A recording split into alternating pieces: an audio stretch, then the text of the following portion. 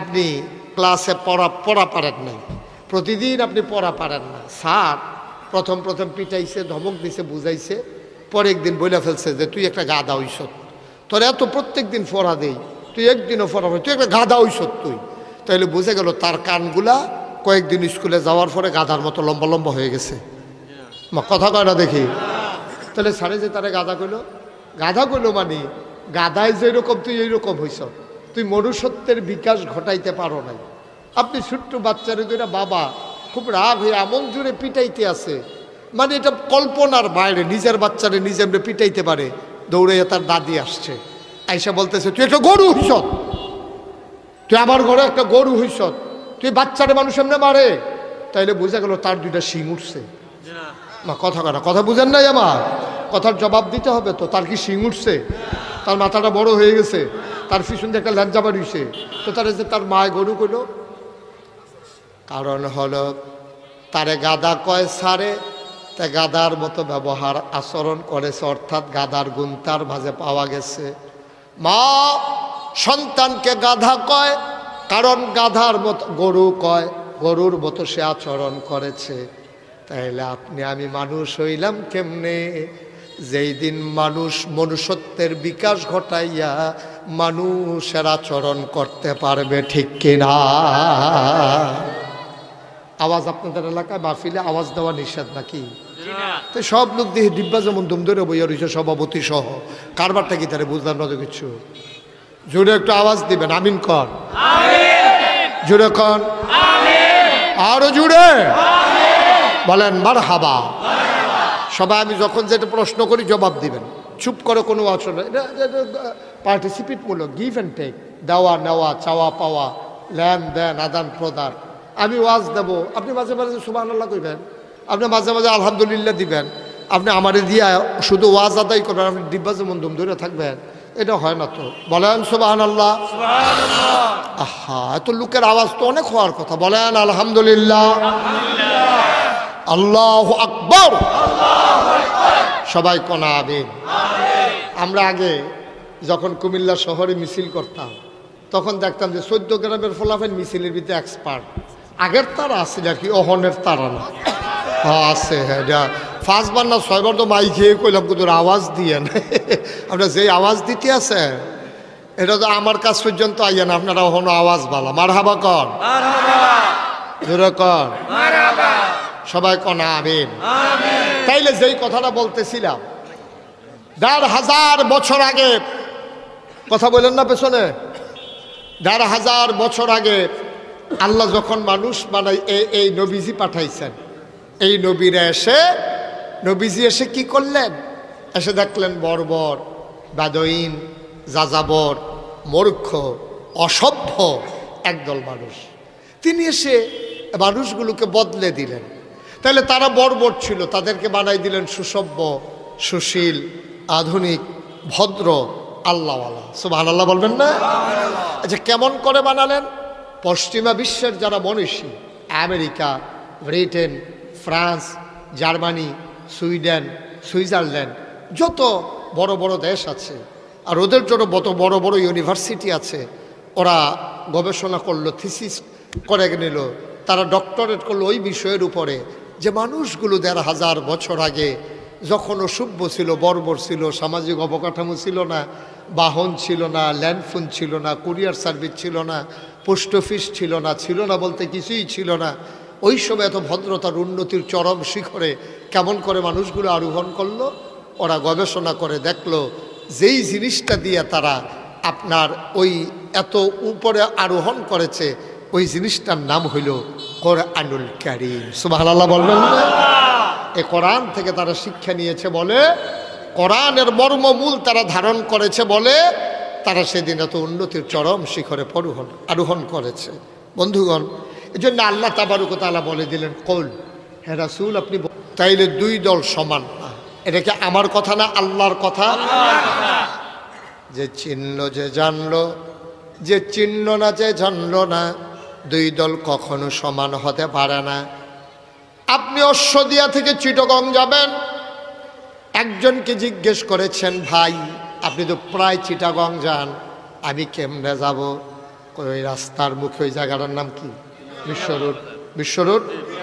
ওই মিয়ার বাজার গিয়া বাসে উঠবেন। এখন কোন দিকের বাসে উঠবেন আপনি আর বলেন নাই, বলছে মিয়ার বাজার দিয়ে বাসে উঠবেন। সে রাস্তার ওই পারে চলে গেছে, সে গেল চিটাগাং, আর এই পারে আইসা দাঁড়াই রইছে, বাস আসছে, বাসে উঠতে হবে বলে দিছে। এখন যখন বাসে উঠছে, সে কি চিটাগাং না ঢাকা?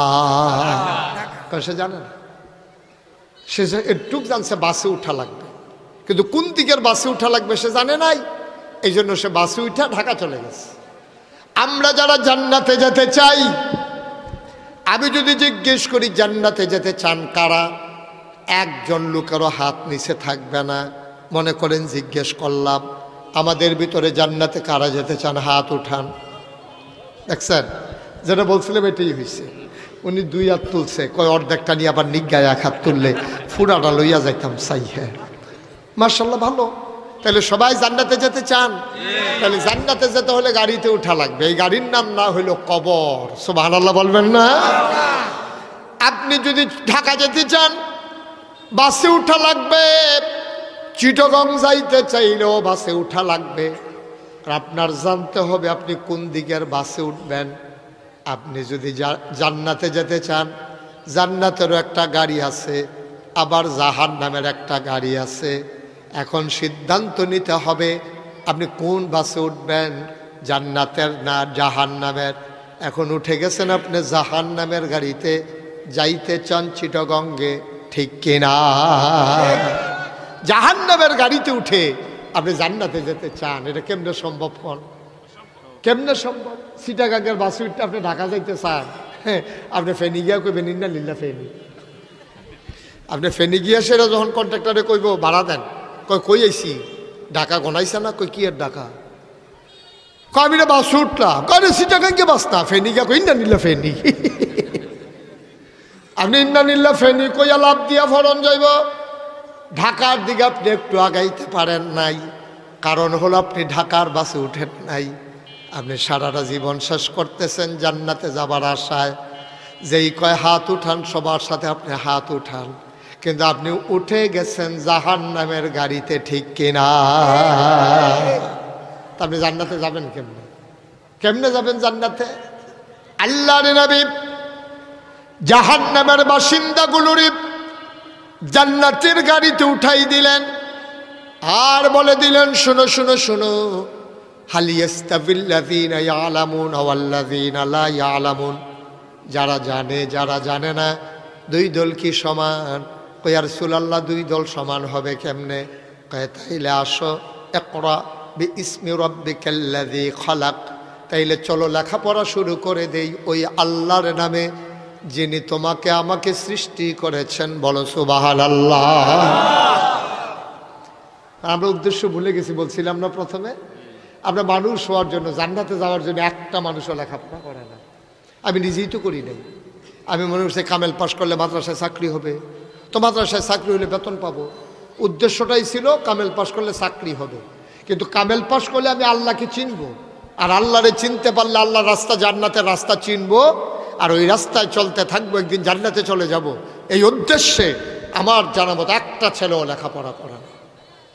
আমরা গার্জিয়ানরা ওই উদ্দেশ্যে লেখাপড়া করাই না। যারা বাচ্চা তারাও করে না। যদি তারা করত, আল্লাহর চিনার উদ্দেশ্যে যদি আপনার লেখাপড়া করত, তাইলে বাংলাদেশের মতো শতকরা 92 জন লোক মুসলমানের দেশে একটা ছেলেও কিন্ডারগার্টেনে ভর্তি হইতো না, ঠিক কিনা? কেউ কোনো মা বাবা তারা কিন্ডারগার্টেনে ভর্তি করাইতো না। দেখেন, মুসলমানের সন্তান, আপনি যাই মানেন আর না মানেন, ফরও মাসালা নিয়া সারা জীবন দ্বন্দ্ব ছিল। সাহাবাদের মাঝে ছিল, তাবেঈদের মাঝে ছিল, তাবে তাবেঈদের মাঝে ছিল, তারপরে আইম্মে মুজতাহিদিন, আইম্মে শরীয়ত, আইম্মে তরিকত, সালফে সালিহিন, উলামায়ে মুতাকাদ্দিমিন, মুতাআখিরিন, ইমাম সাহেবান, মুফতিয়ানে এজাম, মুফাসসিরিনে কেরাম, সবার মাঝে সারা জীবন ফরও মাসালা নিয়ে দ্বন্দ্ব ছিল। আপনি পাগড়ি বাঁধবেন কি বাঁধবেন না, না বাঁধলে হবে কি না, নফল পড়বেন কি পড়বেন না, তাহিয়াতুল ওযু, দুখুলুল মসজিদ, আওয়াবিন, কোনটা পড়া যাবে কোনটা পড়া যাবে না, এগুলা নিয়ে দ্বন্দ্ব ছিল। কিন্তু সেই নবী থেকে শুরু করে আজকে পর্যন্ত ফজরের নামাজ ফরজ 2 রাকাত, এই ব্যাপারে কোথাও কোনো দ্বন্দ্ব শুনছেন? কোনো যুগে শুনছেন? কোনো দেশে শুনছেন? ফজরের নামাজ ফরজ 2 রাকাত, এই ব্যাপারে কোনো দ্বিমত নাই। এবার আসে জোহরের নামাজ ফরজ 4 রাকাত, এই ব্যাপারেও দ্বিমত নাই। আসরের নামাজের ফরজ 4 রাকাত, এই ব্যাপারেও যে হে কৌমি হোক, খারিজি হোক, আলিয়া হোক, সুন্নি হোক, আহলে হাদিস হোক, আর আমরা তো কোনো ভাগও ফইরা গেলাম না। এই যে এত ভাগ করলাম, একটার ভিতরে আমি পড়তাম পারছি না হলো। আমরা সুন্নি হইতাম পারলাম না, ওহাবি হইতাম পারলাম না, তারপরে গা বাহির দিত যে আহলে হাদিস কিতা কিতা আরও আছে, এটি তো ফইলে নাই। এখন আমরা কোন ভাগও পড়লাম? আমরা কোনো ভাগে পড়তে চাই না, আমরা ইসলামের ভাগে পড়তে চাই, ঠিক কিনা বলেন? কোনো ভাগ আমাদের দরকার নাই। এই ভাগে ভাগে গজব হয়ে গেছে, দেশটা গজব হয়ে গেছে। এই ভাগ আর দরকার নাই। আমরা মুসলমান, আমাদের আল্লাহ এক, আমাদের নবী এক, আমাদের কাবলা এক, আমাদের কোরআন কেতাব এক, আমাদের দিন এক, আমরা সবাই এক, ঠিক কিনা কও? এখন আর অন্য কিছু তালাশ করার দরকার। ওই ভাগে ভাগে ভাগ হওয়াতে সমস্যাটা হয়েছে কি, আহা, বিরক্ত করা যাবে না। ভাগে ভাগে এক হওয়াতে কি, ভাগ হওয়াতে কি সমস্যা হয়েছে জানে? আমরা যখন বিভিন্ন জায়গায় মাহফিলও যাই, সুহি দিয়া ওই বেড়ার ফাঁক দিয়া, জানালার ফাঁক দিয়া, ওই যারা ওয়াজ শুনতে আইছে এর ভিতরে যদি বুঝে শুনে বালা, জানালার ফাঁক দিয়া দরজার মাঝিরে উকি দিয়া টুফির দিকে চায়, হুজুরের টুফিটা কেমন? না, আমরা টুফির মতো না। নাউজুবিল্লাহ বলবেন না? হুজুরের টুফি কেমন, হুজুরের পাঞ্জাবির কালার কেমন, টুপির কালার কেমন, তারপরে নমুনা কেমন, এইসব দেখা আমাদের দেশে হুজুর তালাশ করা হয়। হুজুরের ইমান কেমন, হুজুরের আমল কেমন, এই তালাশ করা হয় না, ঠিক কিনা? কষ্ট লাগে। আপনি ঠিক কইতেন না? আপনার পিছনের আপনার জিগান কই বলি, আমি যে এতবার কইতে আছি কথা বললেন, কথা বললেন, ভাই এটা কি বুঝলাম না তো কিছু। ইচ্ছা করে করতে আসে না মন, নাকি উনি বাইতে করে? তো আওয়াজ দিবেন, প্রশ্ন করলে জবাব দিবেন না। সবাই করা আমি, আমাদের দেখা দরকার একজন মানুষের ইমান কেমন, একজন মানুষের আমল কেমন, ঠিক কিনা কম? হ্যাঁ, কি রঙের টুপি মাথার দিছে, হ্যাঁ পাঞ্জাবির নমুনা কিরম, পায়জামা কেমন, এইগুলো আমাদের তালাশ করার সময় নাই। গোটা বিশ্বে 250 কোটি মুসলমান হওয়ার পরে বেটা কোনো কাফের বেদিন কেউ মারি খায় না। যা কইতে আছে মারি খা হুত্তা ফাও, মিথ্যা কথা। এই বাংলাদেশে কি ধোয়া তুলছে ইন্ডিয়ার তারা, যে বাংলাদেশে নাকি হিন্দুরা মারি খায়।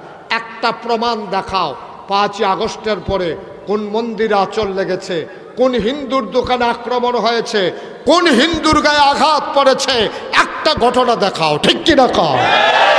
আমরা কুমিল্লা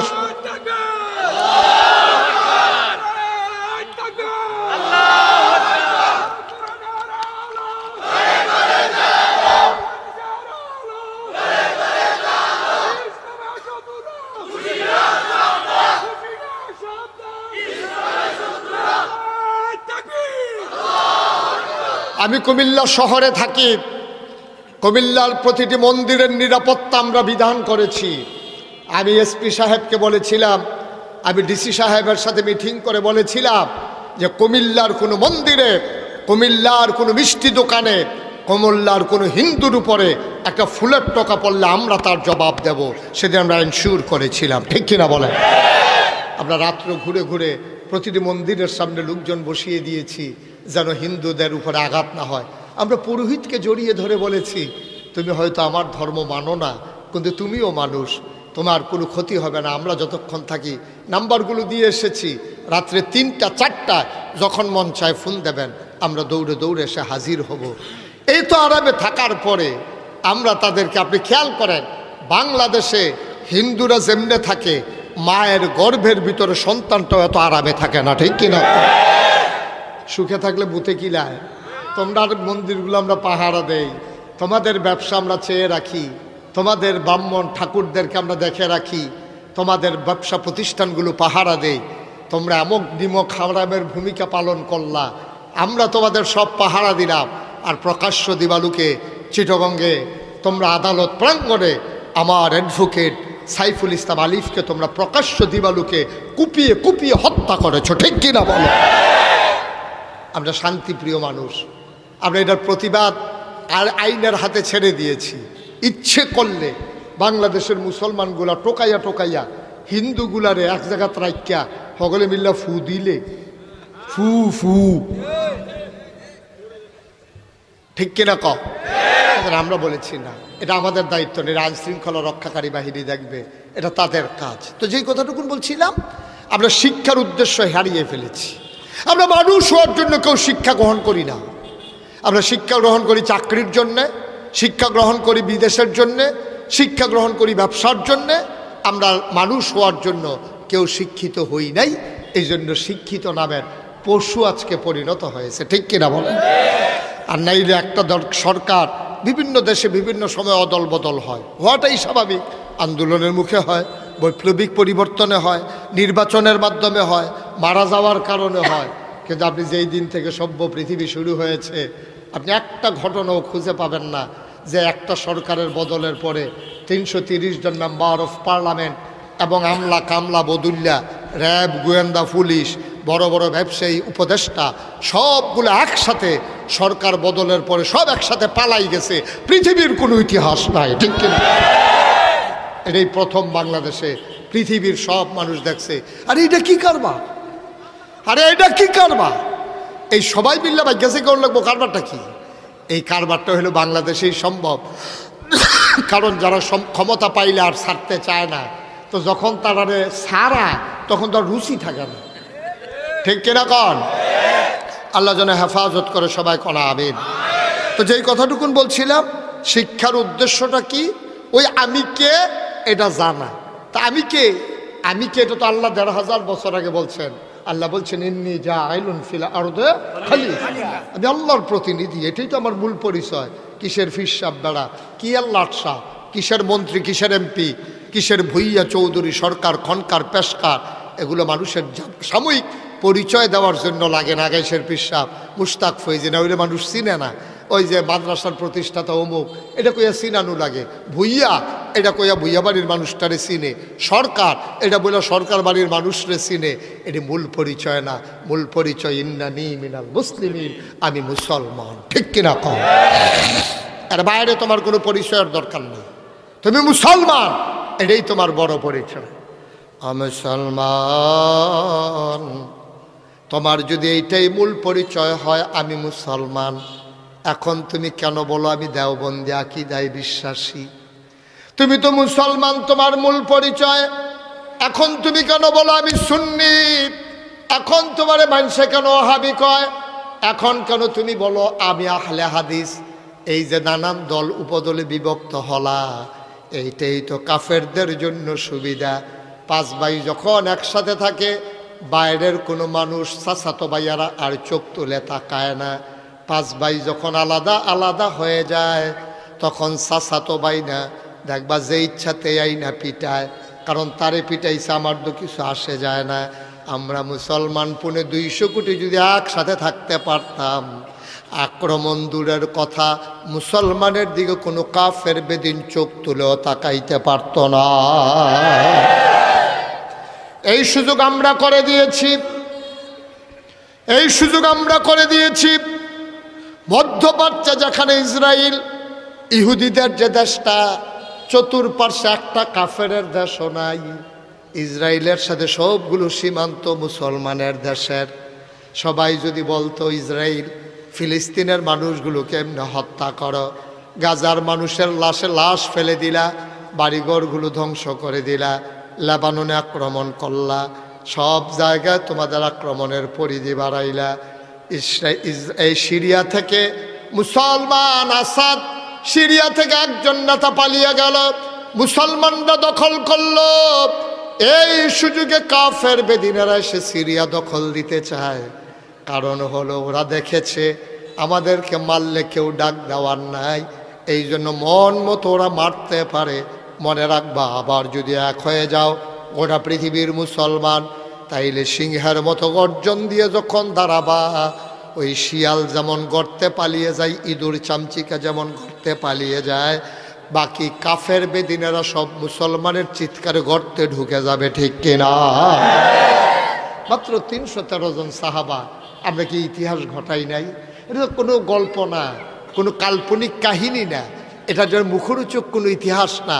মাত্র 313 জন মুসলমান, 1000 কাফের আর কাফেরও যেমন তেমন কাফের না, বাছাই করা কাফের, মোটা তাজা, শরীরে শক্তি আছে, যৌবন দীপ্ত প্রাণ, প্রশিক্ষিত, অস্ত্রে শস্ত্রে সজ্জিত, বর্ম পরিহিত, খাপের ভিতরে তরবারি, পিঠের ভিতরে তীরধনুক, হাতের ভিতরে বর্ষা, মাথার ভিতরে হেলমেট, সব কিছু। হেলমেট করলে তো আবার আপনার তার কথা মনে হয়, হ্যাঁ হেলমেট বাহিনী, হ্যাঁ নাউজুবিল্লাহ কয় না রে, জোরে কয় না নাউজুবিল্লাহ। আপনার 14 গ্রাম তো আমি অনেক জায়গায় ওয়াজ করছি, এরকম মরহুম নাউজুবিল্লাহ তো আর কোনখানে পাইছি না। বলেন নাউজুবিল্লাহ, সবাই কনা আমিন। আপনারা এই রোজা ছাড়া এরকম করেন, রোজার মাসও জানি কিতা করেন গিয়েব কপাল বালা, আমি রোজার ভিতরে আসলাম না। এটা আওয়াজ দিয়ে মার হাবা কন। মুসলমান কয়জন? 313 জন। কতজন? আর কাফের কত? 1000। প্রশিক্ষিত। আর মুসলমান বাতাস আইলে গাছও দইরা দাঁড়াই থাকে, যে কোনো সময় বাতাস উড়াই লইয়া যেতে পারে। এইরকম মুসলমান মাত্র পাওয়া গেছে 313 জন। মুসলমান, এই 313 জন মুসলমান অস্ত্র পেল না, বর্ম পেল না, মাথায় হেলমেট শিরস্থান পেল না। বদরের প্রান্তরে যখন বাইর শুরু হয়ে গেল, 70টারে কুবাইয়া 2 টুকরা করে ফেললো, 70টারে পিস মোড়া বান দিয়া শোয়াই ফেললো, বাকিগুলা দিল দূর, সবগুলা পালাই গেল। আমরা সেই মুসলমান, ঠিক কিনা? আজকে কাফের বেদিনেরা টিটকারি মানে মস্কারা করে, আমাদের উপরে জুলুম করে, নির্যাতন করে। আমার বাবার ভিটা থেকে আমারে তারাই দিতে চায়। এই আলেম ওলামা বাংলাদেশে 92% জন লোক মুসলমানের দেশে আলেম ওলামারে কি নির্যাতনটা করেছে। আমার অনেকে কয়, হুজুর সরকার যে বদল হইল, এটার কোনো কারণ টারণ আপনি খুঁজা পাইছেন নি? আমি কইছি আমি 101টা কারণ খুঁজা পাইছি। কয়টা? কয়টা? আমি কই ওই যে উনি কথা কয় না, দেখছো এই আওয়াজ হইতো কেমন, ফাহারা দিয়ে দিয়ে বুঝি জিগান যাইব। কয়টা?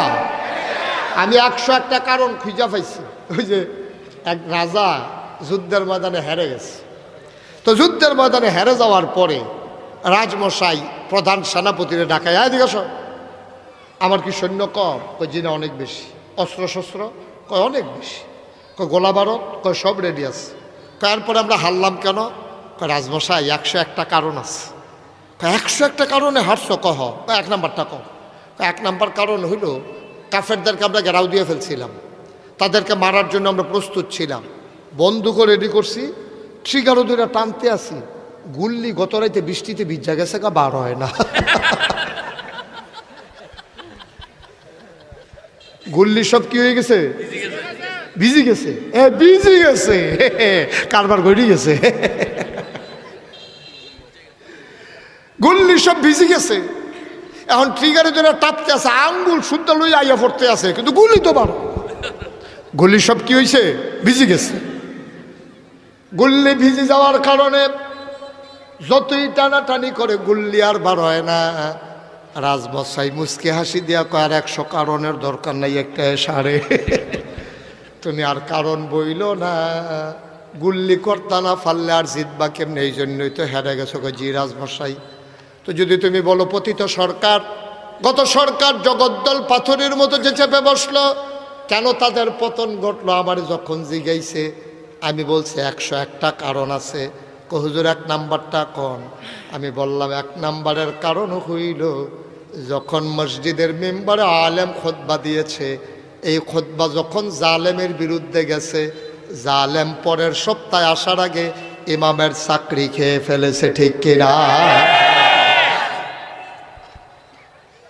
কই হুজুর এটা কি? আমি কই দে আলেম ওয়াজ করতেছে, কথা পক্ষে যায় নাই, টান দিয়া নেতা মাইক টান দিয়া নিয়া আলেমকে বেয়াজ্জতি করে পুলিশের হাতে দিয়েছে। আমার সাথে অনেকে একমত হয়েছে, হুজুর আর কারণ লাগবে না, একটাই চলবে। কারণ আলেমের উপরে নির্যাতন, আলেমের বেজ্জতি। আল্লাহর নবী কয় লা হিজাবা বাইনাহু ওয়া বাইনাল্লাহ, আল্লাহর মাঝে ওই মাজলুমের মাঝে কোনো পর্দা নাই। আল্লাহ বলে ডাক দিতে দেরি, কবুল হতে দেরি নাই। 101টা কারণে যদি গত সরকারের পতন হয়ে থাকে, 1 নাম্বার কারণ হইল আলেমের উপরে নির্যাতন, ঠিক কিনা? যেই দেশে চুর বাটপার গুন্ডা বদমাইশ ডাকাইতেরা রাস্তার ভিতরে সিনা টান টান করে হাঁটে, যেই দেশে শতকরা ৯২ জন লোক মুসলমানের দেশে, যেখানে জেলখানাগুলো ভরে যায় আলেম দিয়া, এই দেশে কেন পতন হইল আর তালাশ করার দরকার নাই, ঠিক কিনা বলো? একটা আলেমের আহার, আলেমের একটা মোনাজাত, এক ফোঁটা চোখের পানি আল্লাহর আরশ পর্যন্ত কাঁপাই দেয়, ঠিক কিনা কম? আর কারণের কি দরকার? সুতরাং আমি খুব সাবধান করে দিয়েছি সব মাহফিলে, খুব সাবধান।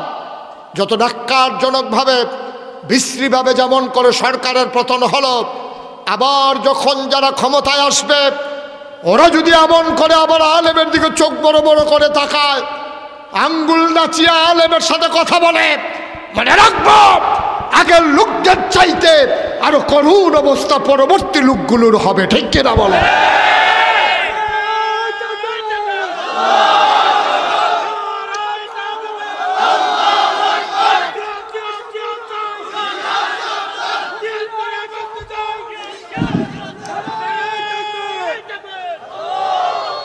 সবাই পড়ে না আমিন, জোরে পড়ে না আমিন।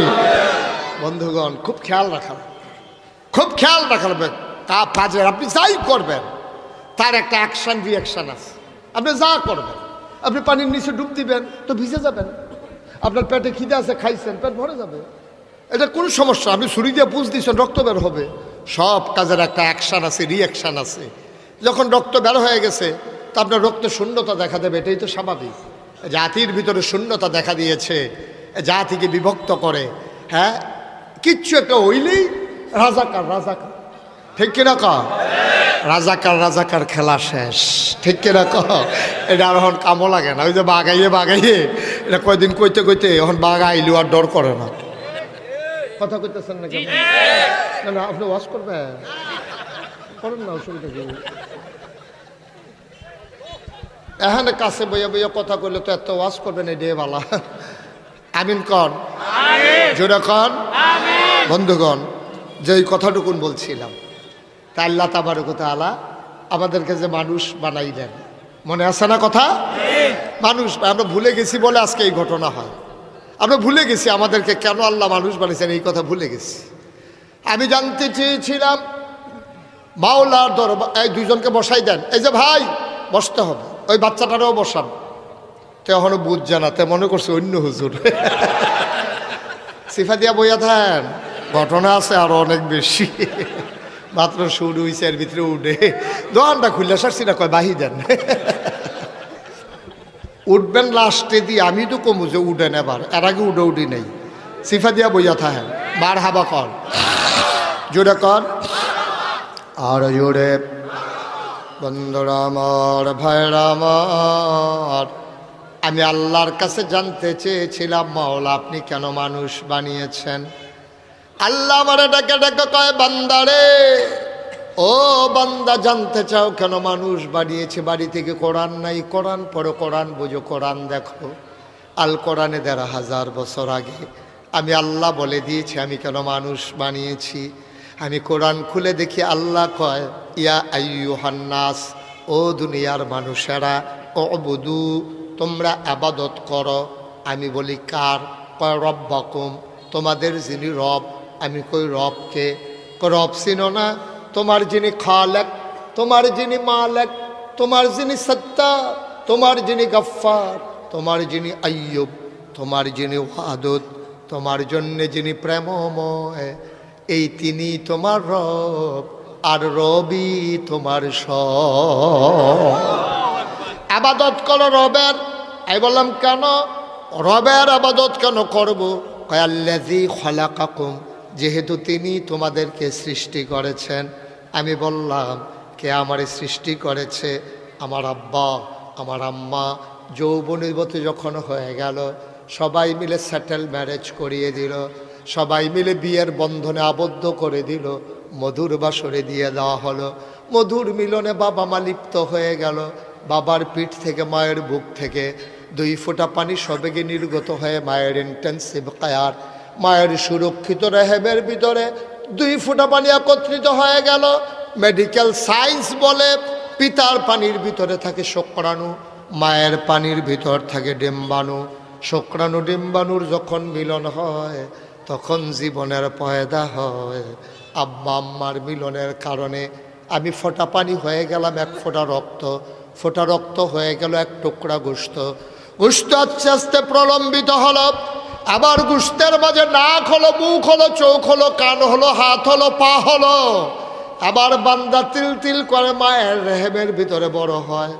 ও মুসলমান, বিবেককে জিজ্ঞেস করো, সন্তান বড় হয় খাবারের দরকার আছে নাকি না? আহা, নাই? খাবারের দরকার আছে নাকি নাই? এখন মায়ের ভিতরে সন্তান বড় হয়, খাবে কি? মায়ের পেটের ভিতরে সন্তান বড় হয়, কি খাবে সন্তান? মায়ের খবর নাই। মা রান্না করে, বাবা বিয়ার বাজারে দোকানদারি করে। সন্তান খাবে কি? মায়েরও খবর নাই, বাবারও খবর নাই। আল্লাহ ডাক দেয়া কয়, বান্দারে, ও বান্দি আমার, তোদের খবরের দরকারও নাই, বান্দা আমার টেনশনও আমার, বান্দা আমার চিন্তাও আমার। আল্লাহ তাবারক ওয়া তাআলা মায়ের নাভির সাথে সন্তানের নাভির কানেকশন লাগাই দিলেন। একটা স্যালাইনের লতের মতো কানেকশন লাগাই দিলেন মায়ের নাভির সাথে সন্তানের নাভির। সন্তান এখন কি খায়? মায়ের মাসিকের রক্ত আল্লাহ বন্ধ করে দিলেন। সুবহানাল্লাহ, সুবহানাল্লাহ। মায়ের মাসিকের রক্ত আল্লাহ বন্ধ করে দিয়ে এই রক্তটা তো মুখ দিয়েও আল্লাহ দিতে পারতেন, কিন্তু তিনি মুখ দিয়ে দিলেন না। রক্ত নাপাক জিনিস, এই নাপাক রক্ত মুখ দিয়ে দিলে পাক মুখটা নাপাক হয়ে যাবে। এই মুখ দিয়ে তুমি একদিন কোরআন তেলাওয়াত করবা, এই মুখ দিয়ে তুমি একদিন আল্লাহর জিকির করবা, এই মুখ দিয়ে তুমি সুন্দর সুন্দর আলোচনা করবা। আল্লাহ মুখটারে পাক রেখে দিলেন না, পাক হতে দিলেন না। এত ছোট্ট একটা পটলার ভিতরে কেমনে মুখটারে হেফাজত করে রাখলেন? নাভির সাথে নাভির কানেকশন লাগাইয়া পেটের ভিতরে রক্ত ঢুকিয়ে দিলেন। সন্তান তিল তিল তিল তিল করে বড় হয়। দুনিয়াতে মেহমান আসবে, দাদি কাঁথা শিলায়, নানি কাঁথা শিলায়, মা চাচিরা কাঁথা শিলায়, ছোট্ট বালিশ বানায়। কিন্তু সন্তান দুনিয়াতে আসলে খাবে কি? কারো এই ব্যাপারে টেনশন নাই। পাঙ্গাস মাছের ভিতরে বিষ, বাতাসের ভিতরে কারির কালো দোয়া, ইটার ভাট্টার দোয়া।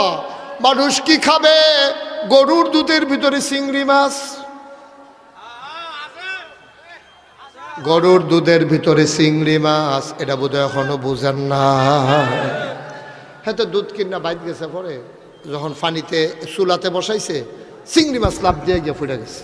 পানি একটু গরম পাইয়া চিংড়ি মাছ লাভ দিয়ে বাইরে পড়ে গেছে। যেই মহিলা দুধ জাল দিতে আছে, সেই মহিলা তো সাংঘাতিক, যে আরে এটা কি কারবার।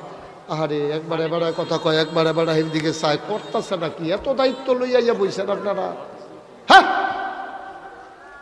এত দায়িত্ব লইয়া বইলে ওয়াজ করুন যায়? সবাই কনা আমিন। পাশের লোকগুলো দোয়া করা লাগে, একেবারে দোয়ার হালাতে থাকা লাগে যে আল্লাহ, একটা মানুষ কথা বলতেছে, কত হাজার মানুষ শুনতেছে, আল্লাহ তুমি ওনার মুখ দিয়া ভালো ভালো কথাগুলো বের করে দাও। এটা কি ওয়াজ করুন কি মাটি কাটুন নাকি? যে শরীরটাকে খুব দিলে চাক্কাটা বড় উঠবে, এটা কি এরকম নাকি? তা আপনি দোয়া না করবেন, আপনি এই ফিলিফিল চান কীর্তেন আপনি। আমিন কর, জোরে কনা আমিন, আরো জুড়ে। আবার সন্তান দুনিয়াতে আসবে। ওই যে বলছিলাম দুধের ভিতরে চিংড়ি মাছ, আইলো কেমনে চিংড়ি মাছ? মহিলা দৌড় দিয়ে গিয়া স্বামীরে কয়, দুধ দি চিংড়ি মাছ পাওয়া গেছে। কয় দুধরা দাও। দুধ লইয়া জগ কইরা যেই বেড়াতে দুধ কিনছে হেবার আর বাইর গেছে, আমার দুধের ভিতরে চিংড়ি মাছ পাওয়া গেছে, কি কারবার করছো?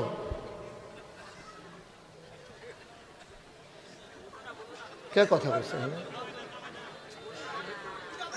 সি সি সি, লা হাওলা ওয়ালা কুওয়াতা ইল্লা বিল্লাহ, আস্তাগফিরুল্লাহ, আস্তাগফিরুল্লাহ, আস্তাগফিরুল্লাহ। এখন দুধের ভিতরে চিংড়ি জগ দিয়া দুধ লয়ে গেছে মালিকের বাড়িতে, গিয়া বলতেছে, ভাই তুমি কি দুধ বিক্রি করলা? দুধের ভিতরে চিংড়ি মাছ। মালিক কো সমস্যা কি? এমনি কি আর চিংড়ি মাছ হয়েছে? ওই যে গরুয়ে যে ফেনা খায়, ফেনার লগে চিংড়ি মাছও খেয়ে হেলিস, এই জন্য এটা দুধের লগে বার হইছে। নাউজুবিল্লাহ বলবেন না? আল্লাহর চিন্তা, বান্দা খাবে কি? মাছের ভিতরে বিষ, ফার্মের মুরগির খাবারের ভিতরে বিষ, দুধের ভিতরে চিংড়ি মাছ, বাতাসের ভেতরে তোমার কালো ধোয়া। আল্লাহ কয় টেনশন দরকার নাই, আমি আমার মেহমানের জন্য মেহমানদারির ব্যবস্থা করে দিয়েছি। সুবহানাল্লাহ। আল্লাহ তাবারক ওয়া তাআলা পেটের ভিতরে সন্তান বড় করে আর মায়ের বুকের ভিতরে দুধ জমা। সন্তান দুনিয়াতে এসেছে, ওয়া ওয়া করে কান্নার আগে মায়ের দুধের ভিতরে জুস মেরে যায়। সন্তানকে যখন বুকে লাগায় মায়েরও শান্তি, বাচ্চারও শান্তি। এই নিয়ামত যিনি দিলেন তিনি আমার আল্লাহ, ঠিক কিনা? আল্লাহ কয় উবুদু রাব্বাকুম, আবাদত করবা সেই আল্লাহর, আল্লাযী খলাকাকুম, যিনি তোমাকে সৃষ্টি করেছেন, ওয়াল্লাযীনা মিন ক্বাবলিকুম, শুধু তোমারে না, তোমার আব্বা, তোমার আম্মা, তোমার দাদা, তোমার দাদি, তোমার নানা, তোমার নানি, তোমার 14 গোষ্ঠী, তোমার জাতির পিতা ইব্রাহিম, তোমার আদি পিতা আদম, আদি মাতা হাওয়া, তোমার নবী মুহাম্মদুর রাসূলুল্লাহ সাল্লাল্লাহু আলাইহি ওয়াসাল্লাম যিনি বানিয়েছেন, উবুদু রাব্বাকুম, আবাদত করবা ওই রবের, ঠিক কিনা? তাহলে আমরা আবাদত করব কার? আল্লাহ। চাইব কার কাছে? আল্লাহর কাছে। দিতে পারেন যিনি, তিনি কে? আল্লাহ। মাজারে গিয়া, মাজারে গিয়া চাইবেন? পীরের পায়ে গিয়া সুমাইবেন? সাজদা দিবেন? বুড়ো আঙ্গুল চুষবেন? গোসলের পানি খাইবেন? এটা কিন্তু আপনাদের এদিকে না কম না আছে? এটা কি এই এলাকা তো ঢুকে গেছে? হ্যাঁ, আহারে মুসা। আমি চিটাগং সাতপুর গেছিলাম মাহফিল, গেছি এবারে গিয়া জিগলাম ভাই কি নমুনা, হুজুর মাজারও সাজদা দেয়। আর একটু দক্ষিণ দিকে গিয়ে গেলাম ভাই কি নমুনা, হুজুর ফিরের ফাও সাজদা দেয়। আর একটু উত্তরে গিয়েছি গেলাম সমস্যা কি, হুজুর ফিরের ফাও সুমায়। ব্রাহ্মণবাড়ি এলাকায় গিয়েছি গেলাম আপনার আর কি অবস্থা, বুড়ি আঙ্গুল শোয়। চিটাগাং গিয়া হুনি ফিরেরে গোসল করা, হেই গোসলের পানি মুরিদরা বোতলও বইরা বাইতেন না খায়, খাড়াস কারে কয়। আচ্ছা ও একটা মানুষের গোসল করাইলে কত জায়গা বাইয়া ফানি যায়? জায়গাটি আসেনি সকলের লগে? ওই হেবার আবার চাই আসেনি, চাইতেন কইছি হ মোবাইলটা কি তাই টেনশনও পড়ে গেছে, গা আছে না নাই?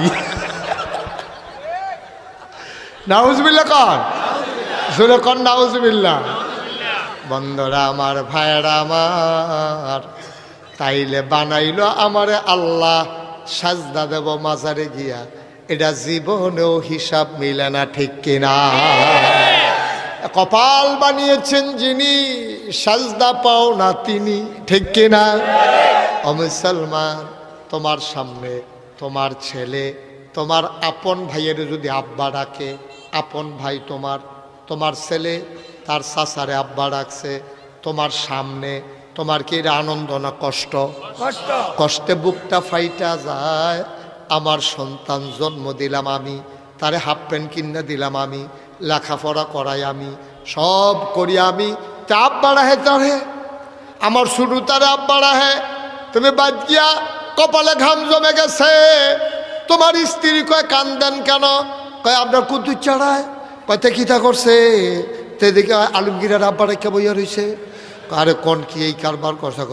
বাইতাইয়া লোক না, বাইতাই এর ভিতরে বেড়ায় কানতে আছে, বেরিয়ে গসে এই আপনার সরিষার তেলের সাথে পানি মিয়াইয়া মাথার দেয়, ঠান্ডা ওয়াল লাগিয়া। এবার কুদ্দুর ফরে ফরে আহারে, একটু ফরে ফরে একটা আহা দেয়। এটা যদি আপনার ফলার মধ্যে লাগান যেত, জাগাত আগুন ধরে গেল।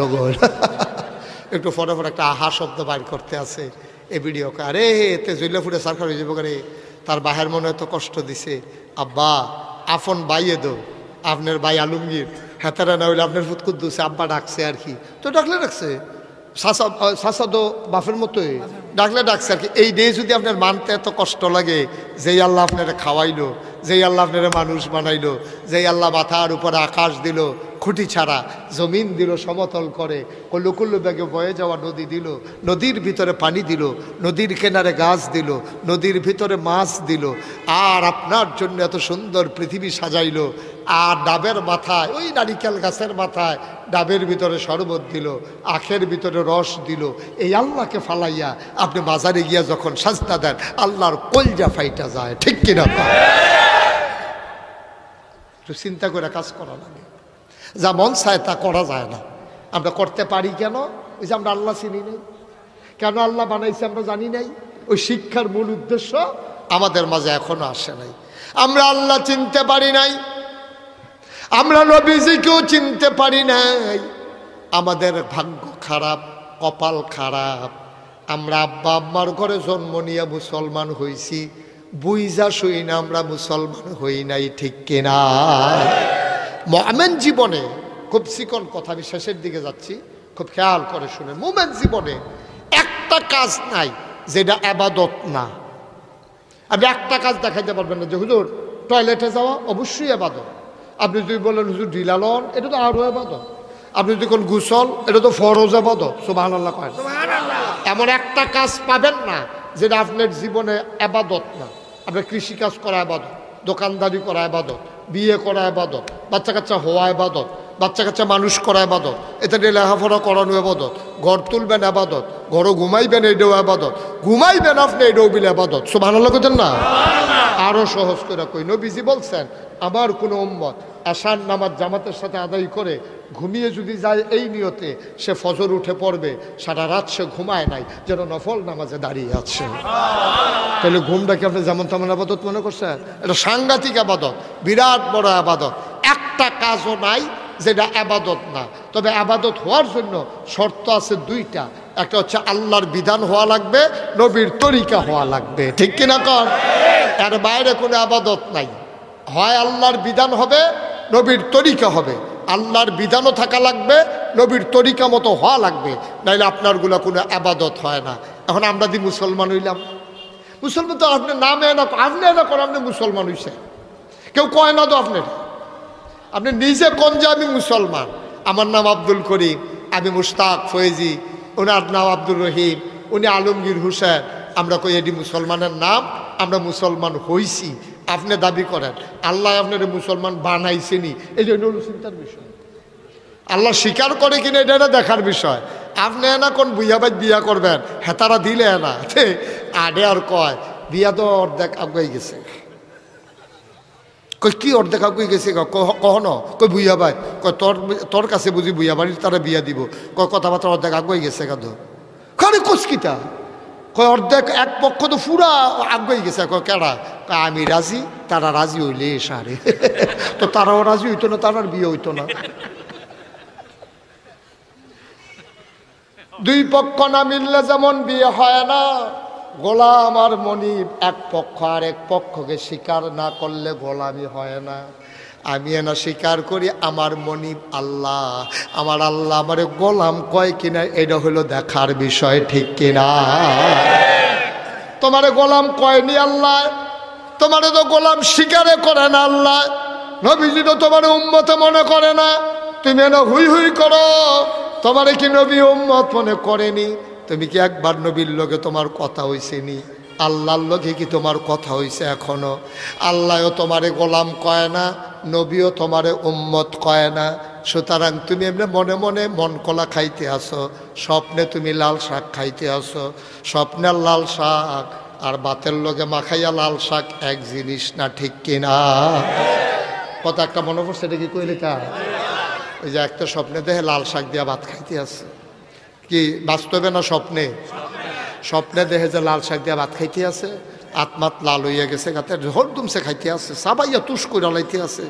সহালে ঘুমের তুইটা দেহে খেতাটা সাবাইয়া শেষ করে লাইছে, স্বপ্নে তো। স্বপ্নে তুমি তো কত কি দেখো, তুমি নিজে নিজে কত চিন্তা করো। আল্লাহ তোমারে মেনে নিছে কিনা আব্বা, এটা হলো দেখার বিষয়। এই জন্য আল্লাহ তাবারক ওয়া তাআলা আমি পায়ে ধরে বলে যাই, অনুরোধ করে বলে যাই, ভালোবাসা নিয়ে বলে যাই, আমি তোমাদের পণ্যা, আমি দাওয়াতের জন্য একটা কথাও বলি নাই আব্বা, হৃদয়ের তাগিদ থেকে কথাগুলো বলেছি। যদি আমার কথা শুনে একটা মানুষের অদল বদল হয় তাইলে আমার জীবনটা সার্থক হয়ে যাবে। মন দিয়ে শুনো রে ভাই, ও ভাই, দুনিয়ায় থাকতে পারবা না, যাওয়াই লাগবে তোমার। সুতরাং যাওয়ার আগে এমন একটা প্রস্তুতি নাও, যেই দিন তুমি মরে যাবা, অশ্ব দিয়া মসজিদের মিনার থেকে ঘোষণা আসবে মানুষটা নাই, দৌড়ে দৌড়ে সবাই তোমারে দেখতে আসবে, কাফন পরিয়ে দাফন করে দেবে মাটির কবরে। তুমি যখন কবরে যাবা এমন একটা জিন্দেগি কইরা যাইও, কবরে যাইতে দেরি, কবর যেন জান্নাতের টুকরা হইতে দেরি না হয়। বলো আমি। এমন একটা জিন্দেগি আমরা চাই নাকি চাই না? কথা কয় না, চাই নাকি চাই না? শুধু চাইলেই হবে না, চাওয়া অনুযায়ী ওই অনুযায়ী আমাদের পথ চলতে হবে। তুমি চিটাগাং যাইতা চাও আর ভাই তুইটা কইতাছ চিটাগাং চিটাগাং চিটাগাং চিটাগাং চিটাগাং, ঘুমের তুইটা তো বিষ নাই, চিটাগাং তো নাই, ঠিক কিনা কও? তুমি যাইতে চাইবা জান্নাতে, আর ঘরে শুয়ে শুয়ে বলবে আল্লাহ জান্নাত, আল্লাহ রাস্তা দিয়ে যেতে আটটা যে চলেছি, এই আল্লাহ হুন্ডে হেতারা বেড়ে ডরাই নিছে তার, আল্লাহ জান্নাত না দিয়ে উপায় নাই। তুমি মুই হয়ে কইবে আল্লাহ জান্নাত দিও, তুমি তো যেই কারবার করছো, কথাটা কি কইলে তা? তুমি মসজিদের ভিতরে ফির সাহেবের লোকে বইয়া বইয়া জিকির করতে আসো, লাই লাহা লাই লাহা, পুরাটা মসজিদ মনে হয় কাঁপতে আছে তার জিকিরের লগে। তো ফাল দেখি আরেকবার রুফে পড়ে, আরেকবার ডর এমনি নিয়ে রইছে, কার উফরিগা কেড়ায় পড়ে কন যেত না, কি একটা সারা বেড়া যাইতে আছে। এর ভিতরে দিয়া মসজিদের সামনে একজনে ফোন দিছে, ভাই সাহেব কিস্তির টেহারা লইয়া ইসলাম। কি একটা কথা কয় না দেখি, কয় কিস্তির টাকাটা লইয়া ইসলাম আপনি কো হ্যাঁ তো তোর ফোন ছাড়ে না ভাই, কিস্তির টেহারা লইয়া ইসলাম আমি তো মসজিদের সামনে আপনি কো। এবার এই জিকিরের ভিতরে দেখতেছে লাইলাহা ইল্লাল্লাহ টেহা লইয়া আল্লাহ লা। তুমি কি মুসলমান রইছ আব্বা? তুমি এগুলো দিয়ে কইতেছ লাইলাহা ইল্লাল্লাহ, আর এগুলো দিয়ে সুদের কিস্তির টেহা আল্লাহ অনেক লেগে কইতে আসো, ডাকতে আসো। তুমি কি মুসলমান রইছ নি বেড়া? এই তারা উঠতেছে কেন? এই এই বসা, কানটুফি তা কানটুফি মানটুফি লইয়া ইয়া সানা করতেছে না গেটাতে সিফা দিয়ে বইয়া থাক। আমিন কর, জুড়ে কর, আরো জুড়ে। ভাই কুদুর চিন্তা করেন ভাই, আরে আপনি এরকম করতেছেন কেন এখানে বসে বসে? তো কি হয়েছে ফোন দেওয়াতে?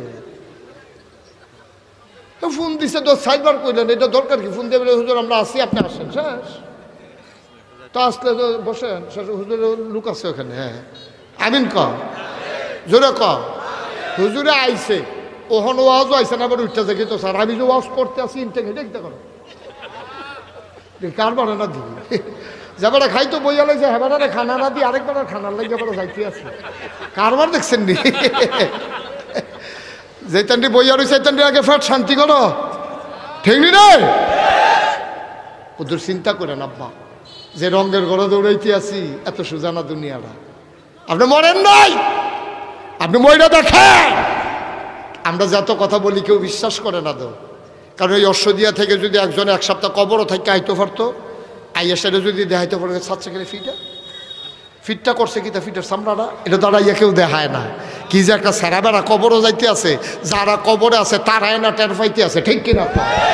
আপনি কি বুঝবেন? আপনি কি বুঝবেন? আপনি তো ঠান্ডা পড়লে চাদর গাও দিয়ালা, আর যেবারে 3 টুকরা কাপড় ফইরা কবরও শুয়ে রয়েছে, এবার আর চাদর নয়, এবারে না বুঝতেছে ঠান্ডা কারে কয়। আপনি কি বুঝবেন? আপনি তো রঙের ঘরে দৌড়াইতে আছে, বেশি ঠান্ডা পড়লে আপনি মৌজা পড়ে ফেলেন, আপনি বিদেশি ফুতের কম্বল ডাবলটা গাও দিয়ে উঠতে রয়েছেন, আরও 5-6টার দিকে চাইয়া রয়েছেন, হা হা হা গাও দিয়া যাইতাম পারতাম না রে, টেম্পার শেষ।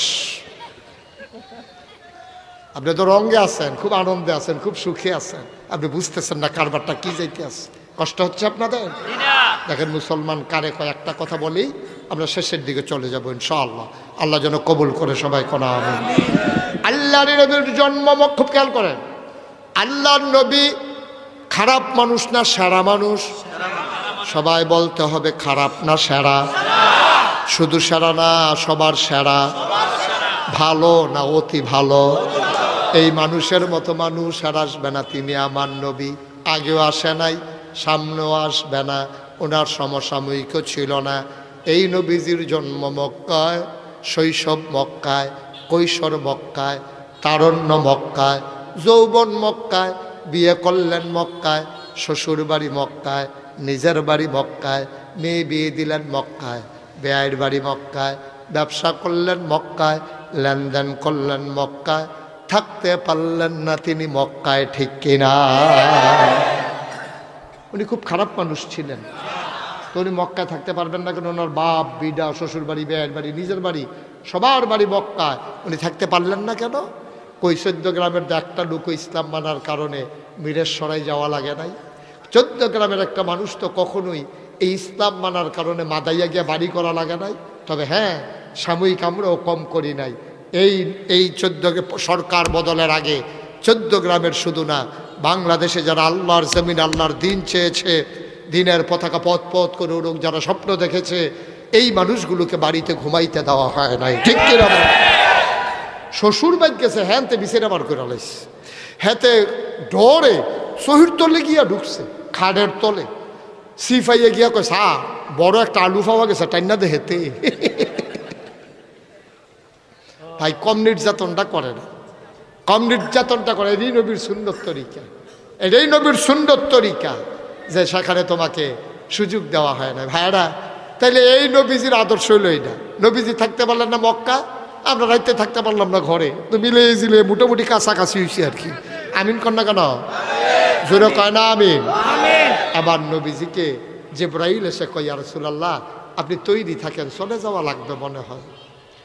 শেষের কথা শুনো 14 গ্রামের মানুষ, মুশতাক ফয়েজি যদি আর কোনোদিন না আসে, আর কোনোদিন যদি তোমাদেরকে না ডাকে, মনে রাখবা আমি এসেছিলাম, মনে রাখবা কথা কয়টা বলে গেলাম। ভাই, আমার বাড়িও কুমিল্লায়, তোমাদের বাড়িও কুমিল্লা। আমি ঢাকা থেকে আসি নাই, আমি চিটাগং থেকে আসি নাই, আমি সিলেটটা হুজুর না, আমরা মিল্লা জিল্লা কুমিল্লা, আমরা সবাই মিলে এক জান্নাতে থাকতে চাই নাকি চাই না? কথাগুলো খুব খেয়াল করে শুনো ভাই, মনের কান লাগাইয়া শুনো। আল্লাহর নবীর কাছে খবর চলে আসলো, আপনি আর মক্কায় থাকতে পারবেন না। আল্লাহর নবী তিনি তৈরি হতে থাকলেন। আবু বকর সিদ্দিক রাদিয়াল্লাহু তাআলা আনহু, নবীর চরম পরম প্রিয় বন্ধু আবু বকর সিদ্দিক রাদিয়াল্লাহু তাআলা আনহু, তাকে ডাক দিয়া নবীজি বললেন, আবু বকর রে, ও আবু বকর, মনে হয় মক্কার দিন শেষ হয়ে এসেছে, তুমি একটু তৈরি থেকো। আবু বকর বাড়িতে গেলেন না। এই খবর পাওয়ার পরে চলে গেলেন মক্কার বাজারে, 2টা ওট কিনলেন, এক ইহুদির ঘরে 2টা ওট রাখলেন, বললেন, ভাই 1 মাস পালবা তো মাসিক হারে টাকা পেয়ে যাবা, যতদিন লালন পালন করবা ততদিনের বিনিময়ে নিয়ে যাবা, ওট বড় হয়। আর আবু বকর সিদ্দিক ঘরে যায়, বারবার মনে পড়ে নবী বলেছেন তৈরি থেকো, এটা মনে হইলে আবু বকর খাইতে পারেন না। রাত যখন গভীর হয়ে যায়, সবাই যখন ঘুমিয়ে পড়ে, আবু বকর দরজায় হেলান দিয়া দাঁড়াই থাকে।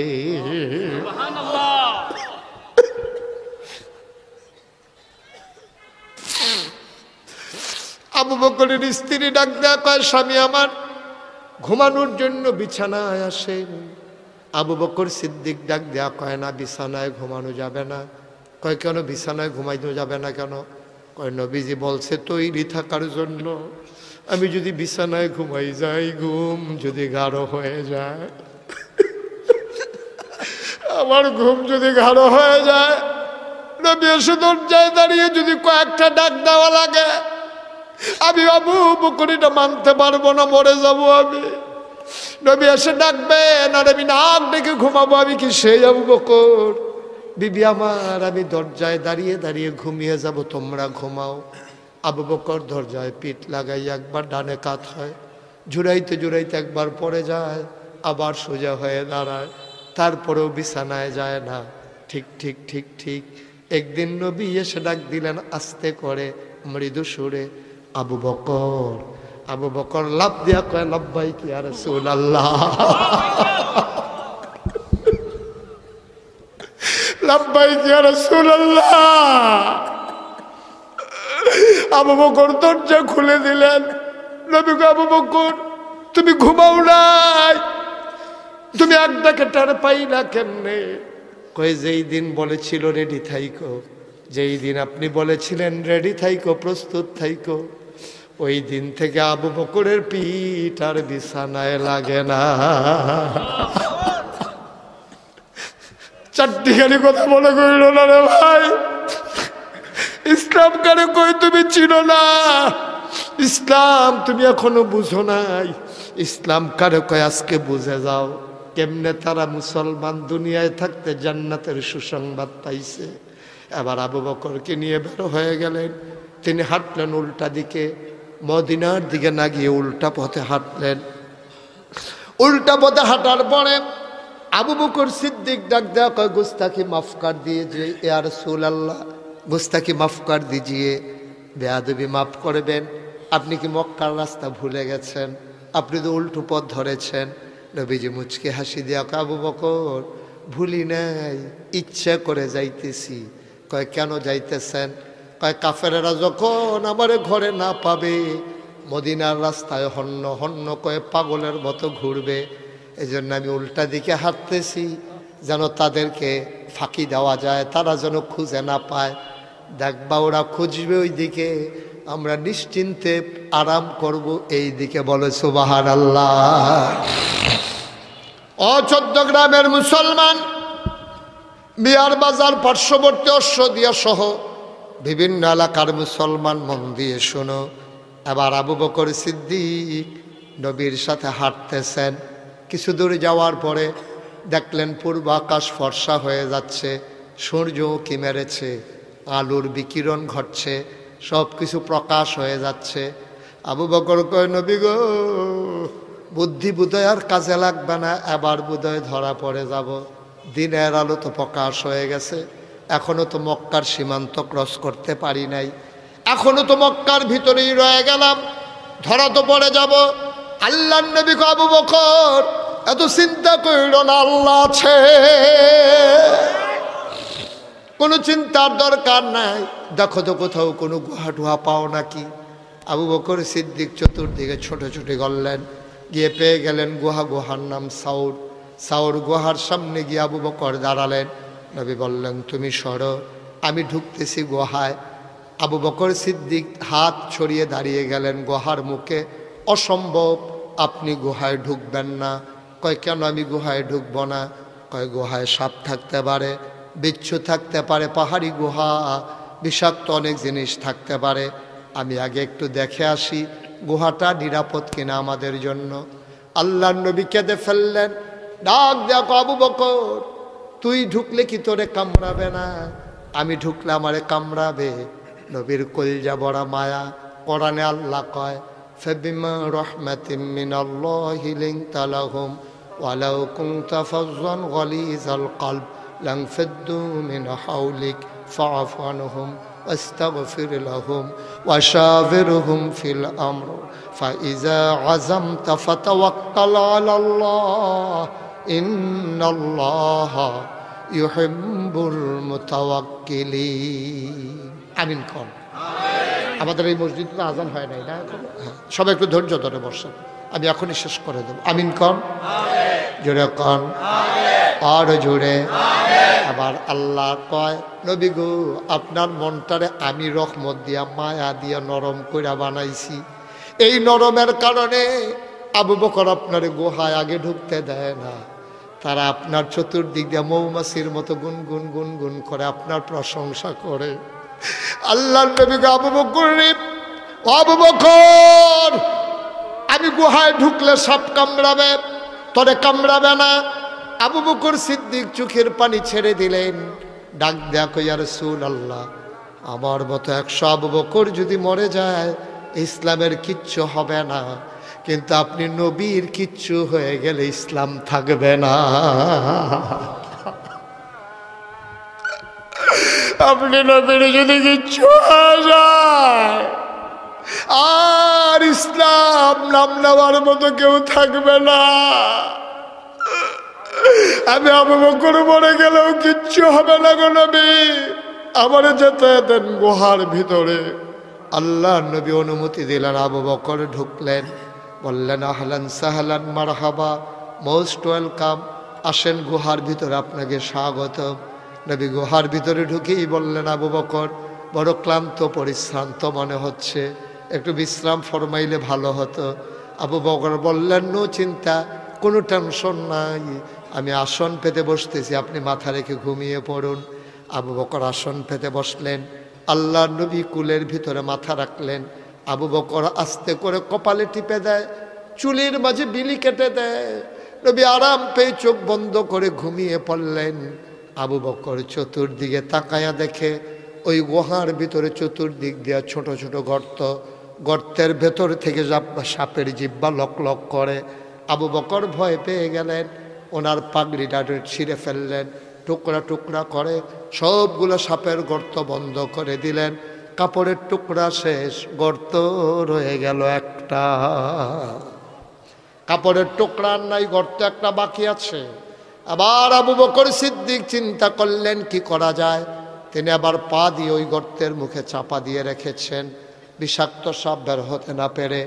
আবু বকরের গায়ের ভিতরে ধ্বংসন করেছে, ছুবল মেরেছে, বিষাক্ত হয়ে গেছে শরীর, নীল হয়ে গেছে শরীর। আবু বকরের চিৎকার বের হতে চায়, নিচের ঠোঁটটারে দাঁত দিয়া কামড়ে রেখে চিৎকার থামাইয়া নবীর ঘুম নির্বিঘ্ন করতে চায়। আমি আওয়াজ করলে যদি নবীর ঘুম ভেঙে যায়, আবু বকর আওয়াজ বের হতে দেয় না। আবু বকর আওয়াজ বন্ধ করেছে, চোখের পানি থামাবে কি দিয়া, আওয়াজ বের হতে দেয় নাই, চোখের পানি তো আর থামাইতে পারে না। আবার টপ টপ করে 2 ফোঁটা গরম পানি নবীর গাল মোবারকে পড়ে গেল। নবী চমকে উঠলেন, তিনি থমকে দাঁড়ালেন, তিনি আশ্চর্যান্বিত হয়ে গেলেন। আবু বকর কেন কাঁদে? নবী লাফ দিয়ে উঠে বসলেন। আবু বকর কেন কাঁদো? নিশ্চয়ই ছোট্ট মেয়েটার কথা বাড়ির মনে পড়ছে, বাড়ির কথা বোধহয় তোর মনে পড়ছে রে আবু বকর, কথা মনে পড়ছে। আবু বকর কই, ইয়া রাসূলুল্লাহ, আপনি একটা কথা বললেন, আপনি আমার কুলের ভিতরে, আর আমি বাড়ির কথা মনে করে করে কানবো, এমন কি হয় নাই গো নবী? 3 দিন না খাওয়া বাচ্চা আপনার চেহারার দিকে তাকিয়ে খাবারের কথা ভুলে গেছে, আর আপনার আমি কুলে শোয়াইয়া বাড়ির কথা মনে করব। আল্লাহ নবী আবু বকর তাইলে কান্দ কেন? আবু বকর আবার ডাক দেয়া কয়, মনে করেছিলাম বলবো না, না বলে তো আর রাখতে পারলাম না, আপনি জিজ্ঞেস করে ফেলেছেন। নবী গো, সাপ আমারে কামড়ে দিয়েছে, সুবল মেরেছে। দেখি দেখি কি দেখি, কোথায় সাপ তোমারে কামড়ে দিয়েছে? কেন তুমি আমারে ডাকলা না? দেখি কোথায় কামড়ে দিয়েছে। আবু বকর পা এনে দেখালেন। আল্লাহ নবী আস্তে করে বিসমিল্লাহ বলে আঙ্গুলের মাথায় একটু লালা মুবারক লাগাইলেন। আবু বকর সিদ্দিক সাক্ষী দেয়, আমার পায়ে যখন লালা লাগানো হলো, খোদার কসম সব কামড়ানোর আগে আমার পাটা যত আরামে ছিল, নবীর লালা মুবারক লাগার পরে ওই আগের চাইতে আরো বেশি আরাম পাইতেছিলাম। অশ্বদিয়ার মুসলমান, মন দিয়ে শুনবা, মনোযোগের সাথে খেয়াল করবা। আল্লাহ তাবারক ওয়া তাআলা আমাদেরকে এই সুযোগ দিয়েছেন। তোমাদের এলাকার মানুষের ভাগ্য ভালো, বাড়ি থেকে গরম ভাত খাইয়া মসজিদের দোতলায় এসে হেফজখানায় ছেলেরা পড়ে, দূরে যাওয়া লাগে না, টাকা দেওয়া লাগে না, কি খায় না খায় খবর নেওয়া যায় না, এমন হয় নাই। তোমাদের কপাল বড় ভালো, তোমাদের বাড়ির সামনেই তোমাদের হিফজখানা, সুন্দর করে ছেলেরা পড়তেছে। আল্লাহর নবী কয়, যখন কোনো একটা ছেলে হাফেজ হয়ে যায়, তার বাবার মাথায় একটা নূরের টুপি দেওয়া হবে। ওই নূরের টুপিটার আলো গোটা হাসরের ময়দান আলোকিত করে দেবে। প্রতিটা ঘরে ঘরে একটা করে বাচ্চা হাফেজ বানাই দাও, প্রতিটা ঘরে ঘরে হাফেজে কোরআন তৈরি করে নাও। তাইলে এই হাফেজের মাধ্যমে 10টা লোক জাহান্নামী বান্দাকে সুপারিশ করে করে হাফেজ জান্নাতে নিয়ে যাবে। বড় ঈশা কপাল ভাই, এই মাদ্রাসাটা সুন্দরভাবে চলুক। আর মাগরিবের পরের আয়োজন আমার মন সাক্ষী দিয়েছে, তোমাদের মাহফিল আমার আল্লাহ কবুল করে নিয়েছে। 33 বছর আমি মুশতাক ফয়েজি মাহফিল করি, মাহফিল কদম দিলে মাহফিলের ওজন বুঝি। আজকে মন সাক্ষী দিয়েছে, তোমাদের আজকের এই মাহফিল আমার আল্লাহ কবুল করে নিয়েছে। সুবহানাল্লাহ বলবেন না? ওয়ানাস্তাগফিরুহু ওয়া নাউযু বিল্লাহ ونعوذ بالله من شرور أنفسنا ومن سيئات أعمالنا من يهد الله فلا مضل له ومن يضلله فلا هادي له ونشهد أن لا إله إلا الله وحده لا شريك له ونشهد أن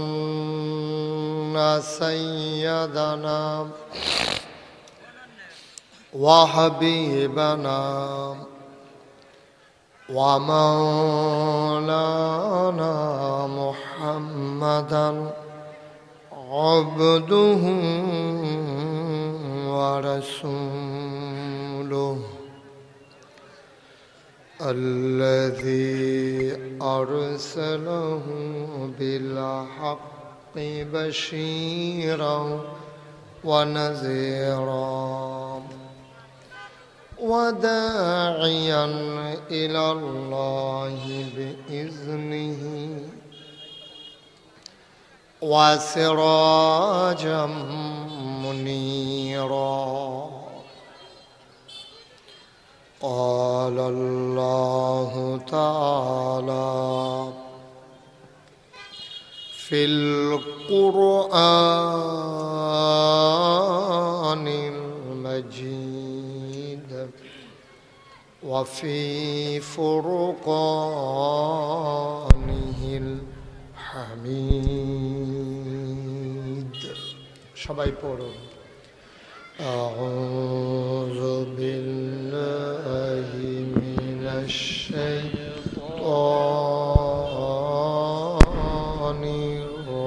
الرجيم. بسم الله الرحمن الرحيم. إن الله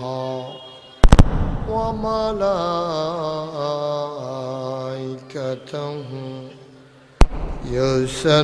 يصلون على النبي يا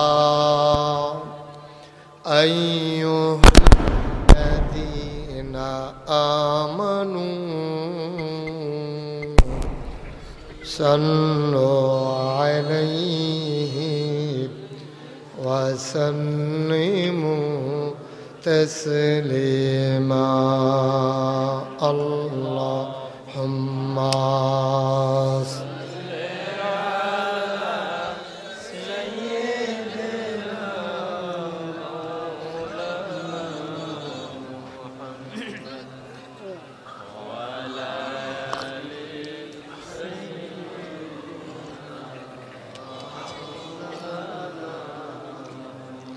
জোরে সুরে মহাব্বতের সাথে গলা ছেড়ে দিয়ে পড়ুন আল্লাহুম্মা সাল্লি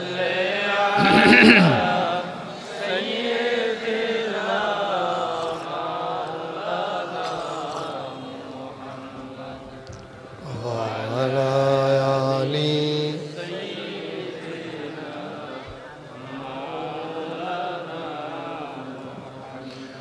জীবন যদি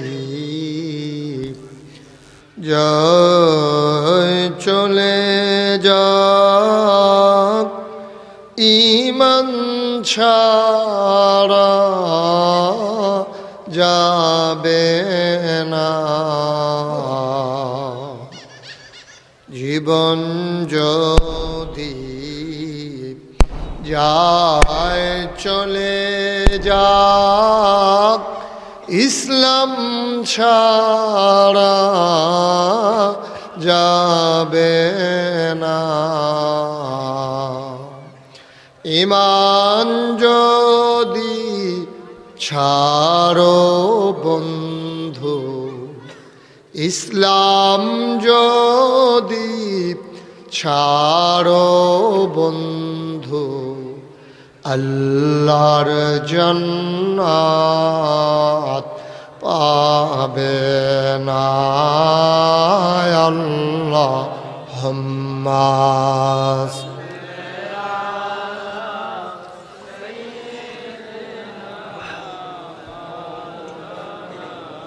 পাশের লোকগুলো বসাই দিতে হবে একজনও থাকা যাবে না একজনও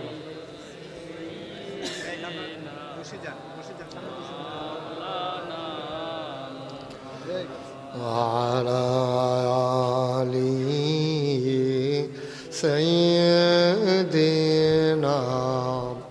مولانا لا إله إلا الله لا إله إلا الله لا إله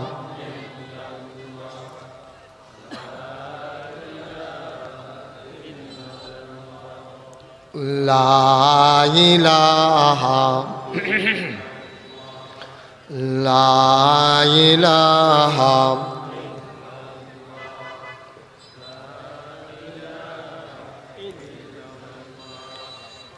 لا إله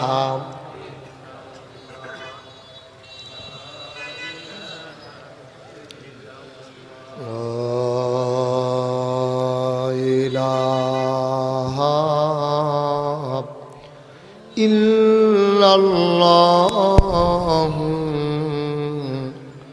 মুহাম্মাদুর রাসূলুল্লাহ সাল্লাল্লাহু আলাইহি ওয়াসাল্লাম আল্লাহুম্মা সাল্লি ওয়া সাল্লিম ওয়া বারিক আলাইহি সবাই পড়ি আলহামদুলিল্লাহ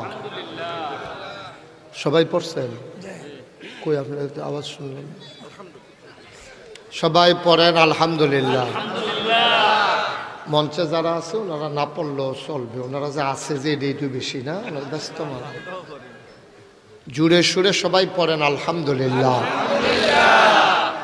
এখান থেকে ছেলেগুলোকে সরাই দিতে হবে আমি খুব বিরক্ত বোধ করতেছি তোমরা এখান থেকে সরো ভলান্টিয়ার দুই একজন ওইদিকে থাকেন আমি যাইতে বলি নাই বসতে বলছি সবাই বসে যারা সামনে দাঁড়িয়ে আছেন সবাই একটু বসে পড়ুন দাঁড়াই থাকার দরকার কি জায়গা না থাকলে দাঁড়াবেন ওই সময়টা আসতেছে 5 মিনিট অপেক্ষা করেন পরে কিন্তু আপনি বসতে চাইলেও বসতে পারবেন না জায়গা পাবেন না আপনি আল্লাহ যেন কবুল করে সবাই পড়েন আমিন সবাই পড়েন আলহামদুলিল্লাহ জুড়ে আরো জুড়ে আল্লাহ তাবারক ওয়া তাআলার দরবারে আমরা লাখ কোটি শুকরিয়া জ্ঞাপন করছি যিনি আমাদেরকে মাগরিবের পরে মোবারক সময়ে পাখিগুলো যখন আপন নিরে ফিরে গেছে গরুগুলো যখন গোয়াল ঘরে বাওয়ারিশ কুকুরগুলো যখন নিরাপদ আশ্রয়ে ছোট্ট শিশু সন্তানটি খেলাধুলা শেষ করে যখন মায়ের কোলে ফিরে গেছে স্বাভাবিকভাবে কর্মমুখর কর্মব্যস্ত আনন্দ ঘন একটি দিন অতিবাহিত করার পরে ক্লান্ত পরিশ্রান্ত অবসন্ন এ পিঠ যখন বিছানা চায় এ দেহ যখন আরাম চায় একটু স্বস্তির নিঃশ্বাস যখন ফেলতে চায় সকল আরামকে হারাম করে দিয়ে যিনি আমাদেরকে আজকের আয়োজনে এই কোরআনের মাহফিলে আসার বসার কিছু কথা শোনার সুযোগ করে দিলেন। মাবুদের শিখানো কালেমা দিয়ে চিৎকার করে সবাই পড়ি আলহামদুলিল্লাহ।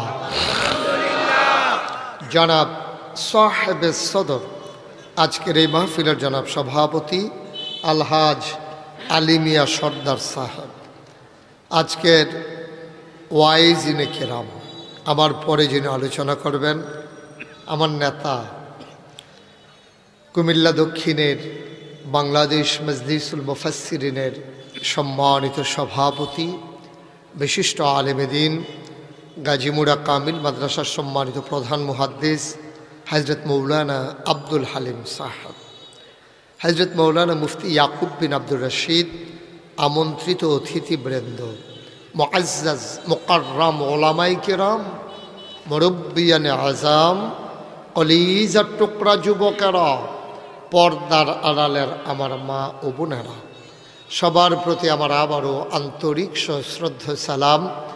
আসসালামু আলাইকুম ওয়া রাহমাতুল্লাহি ওয়া বারাকাতুহু।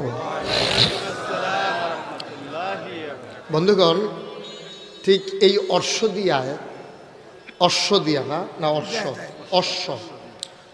দিয়ায় আমি কখনো আর আসিনি। এটাই আমার জীবনের প্রথম আসা। তুলনামূলকভাবে 14 গ্রামে যত মাহফিল আমার হওয়ার কথা ছিল এর চাইতে কম হয়েছে। অন্যান্য উপজেলার চাইতে 14 গ্রামে আমার মাহফিলের সংখ্যা কম। তো ইদানিং আবার শুরু হয়ে গেছে, অনেক মাহফিলে আবার 14 গ্রামে করেছি এবং করব ইনশাআল্লাহ। তো আল্লাহ যেন কবুল করে, সবাই পড়ি আমিন। আজকের এই আয়োজনটা আপনারা দেখেছেন, লেখা আছে যে হাফেজ ছাত্রদের পাগড়ি প্রদান উপলক্ষে। ইতিমধ্যে আমরা 4টা ছেলেকে পাগড়ি পরিয়েছি। যিনি মাদ্রাসার সম্মানিত প্রতিষ্ঠাতা, ওনার জীবন সার্থক যে ওনার প্রতিষ্ঠিত মাদ্রাসা থেকে ওনার সুযোগ্য সন্তান, ওনার ছেলে আজকে হাফেজে কোরআন হয়েছে। আলহামদুলিল্লাহ বলবেন না? আমি যে 3 জনকে পাগড়ি পরালাম, জীবনে তো অনেক ছেলেকে পাগড়ি পরিয়েছি, এই 3 জন ছেলে 3 জনই আমার কাছে মনে হয়েছে বয়স একেবারেই স্বল্প। এত কম বয়সে যেগুলো হাফেজ হয়েছে, ওদের জন্য একটা ভালো দিক হচ্ছে কোরআনকে তারা মুখস্থ করে নিয়েছে। এখন যদি কোনো একটা ভালো মাদ্রাসায় ইলম অর্জন করে কোরআনকে বুঝে নিতে পারে, তারপরে সেই মানুষটা যদি কোরআন সুন্নাহর আলোকে নিজের জীবনকে তৈরি করে নিতে পারে, এই মানুষগুলো হয়ে যাবে আমাদের পথ নির্দেশক, আমাদের পথ প্রদর্শক। ওরা হয়ে যাবে আমাদের রাহবার। ওরাই হবে ইসলামী আন্দোলনের, বাংলার জমিনে ইসলামকে কায়েম করার জন্যে ওরাই হবে অগ্রসেনানী। ঠিক কিনা বলেন? আজকে আমরা লেখাপড়ার উদ্দেশ্যটা ভুলে গেছি। লেখাপড়ার কিন্তু একটা উদ্দেশ্য আছে। আপনি কেন লেখাপড়া করবেন, এটার একটা উদ্দেশ্য আছে। সভাপতির চেয়ারটার একটু কোনাকুনি করে দেন, আমার দিকে ফিরেই দেন। এভাবে না, এভাবে আরো ঘুরান। ঠিক আছে, আপনার দিকে। হ্যাঁ, আমার দিকে। ওয়াজ এখনো আপনি হ্যানো চাইয়া থাকলে কি লাভ হইব? আপনারা একটু ঘুরা বসলে আমার ওয়াজ শুনতে সুবিধা হবে। কারণ আপনি কি নির্বাচন করবেন এই এলাকায়? তো আর বুধের চাইছে আমিন কর, আওয়াজ কম, জুড়ে কর, আরো জুড়ে। ওই যে বলছিলাম 5 মিনিট পরে কিন্তু জায়গা পাবেন না, হয়েছে ঘটনা। আপনারা তো ঠিকই বসলেন না। এখন যারা আসতে আছে তারা কি কারবার হবে চিন্তা করে দেখছে? যারা দাঁড়িয়ে আছেন এখনও যদি মনে করেন একটু জায়গা আছে, আপনি দাঁড়াই থাকার দরকার নাই, তো ভিতরে চলে আসে। বাসের ভিতরে তো সিট না পাইলে কন্ট্রাক্টরের লোকে ঘুষি লাগ গেলাম, কিরে সিট আছে কইয়া তুললে এখন সিট নেস না, কিরে হাতারে ঘুষি দিয়া জানালা দিয়ে বার করে লাউনের কথা। আর এখন আমরা সিট দিয়া রাখছি, বয় না, কারবার দেখো। আমিন কন, জোরে, আরো জোরে।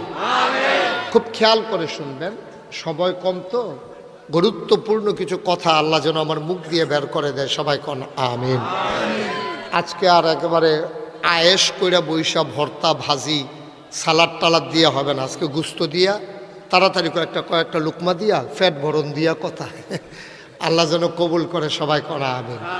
তো যে কথাটুকুন বলছিলাম যে আমরা যে লেখাপড়া করি, যে বাচ্চাগুলো হাফেজ হলো, আমরা আলেম হলাম, অনেকে পিএইচডি করলো, ডক্টরেট করলো, ইঞ্জিনিয়ার হলো, ডাক্তার হলো, আমরা লেখাপড়ার উদ্দেশ্যটা ভুলে গেছি। আপনি রাস্তায় হাঁটতেছেন, কিন্তু কোথায় যাবেন আপনি জানেন না। কথা খেয়াল করেন, চিকন কথা, মোবাইলগুলো বন্ধ করে দেন। হাতে যারা ধরে রেখেছেন, এভাবে না আওয়াজ শোনা হয় না রেকর্ড হয়, দুইটার একটাও হয় না। কথা বুঝাইয়া বলতে পারি নাই বোধহয় আমি, না না ওই যে উনারে বুঝাইতে পারি নাই আমি। হ্যাঁ, সবাই মোবাইলগুলো বন্ধ করেন, দয়া করে একটু খেয়াল করে শুনেন। সবসময় তো ইউটিউবের ভিতরে দেখছেন, তো অহনো যদি ভিতরে চাইয়া থাকেন তো আর আমি বাড়ি শিখিতাম। এটা বন্ধ করেন, সবগুলো বন্ধ করে আমার দিকে শুধু তাকাই থাকেন। মাছের মতো নিষ্পলক নয়নে, খরগোশের মতো কান খাড়া করে আমরা কথা শুনবো, একেবারে হৃদয় উজাড় করে দিয়ে, এবং গেথে নেব হৃদয়ের মর্মমূলে। যতদিন বেঁচে থাকবো এই কথাগুলো যেন আমার জীবন চলার পাথেয় হয়ে যায়। সবাই করা আমিন। যেই কথাটুকুন বলছিলাম, আমাদের নিজেরাও আমরা লেখাপড়া করেছি, আমরা আমাদের সন্তানদেরকে লেখাপড়া করাচ্ছি, কিন্তু আফসোস হচ্ছে কেন লেখাপড়া করাইতেছে যদি জিজ্ঞেস করি, একজনও মূল কথাটা বলতে পারবেন। বলবে যে হুজুর লেখাপড়া করতে আসি, তে মেট্রিক পাস করলে মাশাল্লাহ শৈল টৈল বালা, তার জন্য আর্মিতে দিয়া লাইতাম পারি। আরেকবার লেখাপড়া করাইতে আছে তে ডাক্তার হবে, আরেকবার লেখাপড়া করাইতে আছে সে ইঞ্জিনিয়ার হবে, আরেকবার লেখাপড়া করাইতে আছে কিয়ামতের ময়দানে হাফেজের ছেলের বাবার মাথায় নূরের টুপি পরানো হবে, এই জন্য উনি এই ওর ছেলেরা হাফেজ বানাইতেছে। একটা উদ্দেশ্য ঠিক নাই। লেখাপড়ার মূল উদ্দেশ্য হচ্ছে আল্লাহ তাবারক ওয়া তাআলা আমাদেরকে যে মানুষ বানিয়েছেন, তিনি কেন মানুষ বানিয়েছেন এটা জানা। এরপরে আরও যদি সহজ করে বলি, 3টা প্রশ্নের জবাব তৈরি করার জন্য আমাদের দেশে লেখাপড়া এসেছে গোটা পৃথিবীতে। 1 নম্বরে আমি কে, কে আমাকে বানাইলো, কেন বানাইলো। সুবহানাল্লাহ বলবেন না? এই 3টা প্রশ্নের জবাব যদি আপনি রেডি করে নিতে পারেন, তাইলে নিশ্চিত আপনি জেনে রাখেন আপনার ইন্তেকাল হতে দেরি, কাফন পরিয়ে দাফন করতে দেরি মাটির কবরে। আপনি কবরে গিয়ে দেখবেন মাটির কবর মাটি নাই, মাটির কবর জান্নাতের টুকরা হয়ে গেছে। সুবহানাল্লাহ। এখন আমাদের লেখাপড়ার উদ্দেশ্যই ঠিক করি নাই। ওই যে আপনি হাঁটতেছেন, কই যাবেন জানেন না, হাঁটতে হাঁটতে সন্ধ্যা হয়েছে, শরীর ঘেমে গেছে, টায়ার্ড হয়ে গেছে, কোথাও যাওয়া হয় নাই, কারণ আপনি জানেন না তো, আপনি এমনি হাঁটতেছেন। তা আমরাও লেখাপড়া করতেছি এমনি, বড় লাগবে না, এখন বয়স হয়েছে 6 বছর, তাহলে ভর্তি করানো লাগবে না। তারপরে প্রাইমারি পাস করছে, হাই স্কুল পাস করছে, কলেজ পাস করছে, বিশ্ববিদ্যালয়ে। এটা একটা ধারাবাহিকতা, একটা চেইন। কিন্তু কেন করতেছে এটা আমরা জানি না। এই জানি না বলে আজকে আমাদের দেশে এত ইউনিভার্সিটি, তারপরে আপনার দাওরা হাদিস, কাবিল মাদ্রাসা, ফাজিল মাদ্রাসা, ইন্টারমিডিয়েট কলেজ, বিশ্ববিদ্যালয় কলেজ, তারপরে আপনার মক্তব, হিফজখানা, কিন্ডারগার্টেন, প্রি প্রাইমারি, নৈশ শিক্ষা, গণশিক্ষা, এত কিছু থাকার পরেও আমরা এখনও 21 শতাব্দীর সূচনা লগ্নে গোটা বিশ্বকে যখন বলা হচ্ছে কম্পিউটারাইজড, গোটা বিশ্বকে যখন বলা হচ্ছে গ্লোবাল ভিলেজ, আজকে অশ্বদিয়া জমিন থেকে আমেরিকার মানুষের সাথে কথা বলা যায়। আমেরিকার মানুষ ভিডিও কল দিলে আজকে এই অশ্বদিয়ার মানুষ দেখতে পায়। এত কিছু হওয়ার পরে সনের ঘরের জায়গায় টিনের ঘর হলো, টিনের ঘরের বদলে বিল্ডিং হলো, 2 তলা 3 তলা 5 তলা হয়ে গেল, কিন্তু আমরা আজও মানুষ হতে পারলাম না। আজও আমার দেশে প্রকাশ্য দিবালুকে রাজপথে রাজনৈতিক দ্বন্দ্বের কারণে ক্ষমতার মসনদে আরোহণ করার লক্ষ্যে একদল যুবককে সেই 6 সালের 28শে এপ্রিল, আমার 28শে অক্টোবর পল্টনের ময়দানে প্রকাশ্য দিবালুকে পিটিয়ে পশুর মতো হত্যা করা হয়েছে। ঠিক কিনা বলো? এখানেই শেষ না, হত্যা করার পরে সেই লাশের উপরে তারা নর্দন কুর্দন করেছে, নেচেছে, গেয়েছে। এর জন্য আল্লাহ মানুষ বানায় নাই, এজন্য আল্লাহ মানুষ বানায় নাই। শিক্ষা তার ভিতরে, সে ইন্টারমিডিয়েট পাস করেছে, সে ডিগ্রি করেছে, সে মাস্টার্স করেছে, প্রাচ্যের অক্সফোর্ড ঢাকা ইউনিভার্সিটির ছাত্র, তারপরেও সে ভালো করতে পারল না, সে মানুষ হত্যা করে। কারণটা কি? কারণ মূল উদ্দেশ্য আমরা হাসিল করতে পারি নাই। ঠিক কিনা কম? বন্ধুরা আমার, ভাইরা আমার, তাইলে মূল উদ্দেশ্য কি? শিক্ষার মূল উদ্দেশ্য কি? এটা আমাদের এক লাইনে জেনে নেওয়া লাগবে। শিক্ষার মূল উদ্দেশ্য হলো প্রতিটি মানুষের মাঝে একটা পশু বাস করে। গরু যেমন একটা পশু, ছাগল যেমন একটা পশু, মানুষও ঠিক এমনি একটা পশু। তাইলে গরুকে গরু কয়, ছাগলরে ছাগল কয়, কিন্তু মানুষরে কেন মানুষ কয়? কারণ হলো পশু প্রবৃত্তিকে দমন করে মনুষ্যত্বের বিকাশ যখন মানুষ ঘটায় তখনই মানুষকে মানুষ কয়, নাইলে মানুষও একটা পশু, ঠিক কিনা? আরো সহজ করে বলি, সবাই পড়ে না আমিন? জোরে পড়ে না আমিন? এই কবুল হওয়া মাহফিলটাতে আমার পরে আমার নেতা আছেন, আমার বড় আলেম আমার ভাই আছেন, উনি ইনশাল্লাহ কথা বলবেন। গাজীপুরা মাদ্রাসার সম্মানিত প্রিন্সিপাল হুজুর, হেড মুহাদ্দিস হুজুর, বড় ভালো মানের আলেম, উঁচু মানের বক্তা। আমিও যদি সময় থাকে ওনার কথা শুনি, একটা লুকো যাবেন না, ওনার কথা শুনে দোয়া করে তারপরে আমরা সবাই যাব ইনশাআল্লাহ। সবাই কোনা আমিন? জোরে কোনা আমিন? আমরা সবাই মিলে মুখতাসার একটু দোয়া করব। অনেকের আব্বা আম্মা কবরে, যেই ছেলেটা হাফেজ হলো, প্রথম যাকে পাগড়ি পরালাম, তার বাবা বিদেশে পড়ে আছে, তার দাদা বসে বসে নাতির জন্য কাঁদতেছে, মার হাবা বলবেন না? আমরা একটা মিনিট দোয়া করব। তার আগে আমার একটা আবদার আছে। আবদার হলো, আমার দোয়ার আগে একটা লোকও নড়বেন না, পারলে দেবেন, না পারলে নাই। এই কোরআনের মাদ্রাসায় আমরা সবাই মিলে আমাদের তৌফিক অনুযায়ী প্রয়োজনে 2টা টাকা দেব, মাত্র 2 টাকা। এরপর আপনি যা পারেন তা দেন, আমার কোনো আপত্তি নাই, তবে যাওয়ার দরকার নেই। সবাই দয়া করে, আমরা দোয়া করে একসাথে যাব ইনশাআল্লাহ। আমার ছেলেরা আসতেছে, আপনারা 1000, 2000, 500, 100, 10, 20, 50 যে যা পারি, একজন লোক আমরা খালি যাব না ইনশাআল্লাহ। কোরআনের মাদ্রাসায় আবুল বাশার মিয়াজি, জনাব আবুল বাশার মিয়াজি, মাশাআল্লাহ, জনাব আবুল বাশার মিয়াজি, যিনি প্রতিষ্ঠাতা না মাদ্রাসার, যিনি প্রতিষ্ঠাতা আবুল বাশার মিয়াজি, উনি 1 নম্বরে দিয়ে দিলেন 1 লক্ষ টাকা। বলো মারহাবা। কই মাদ্রাসার ছেলেরা কই? ভেতরে ঢুকো তোমরা। হ্যাঁ, ছেলে হাঁটবা না তোমরা, যারা ব্যাগ আছে শুধু তারাই উঠবা, বাকি তারা বসো। বিসমিল্লাহ বলে সবাই যান ইনশাআল্লাহ। আবুল হাশেম মিয়াজির ছোট ভাই, আবুল বাশার মিয়াজির ছোট ভাই মনির মিয়াজি, উনিও দিলেন 50,000 টাকা। বলো মারহাবা।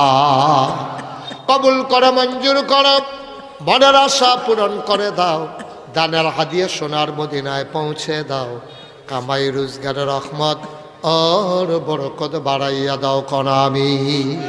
কারণ সামনে থেকে যেন খালি যাওয়া না লাগে, এটা আমার একটা আবদার। আপনি 2 টাকা দিয়ে, হ্যাঁ,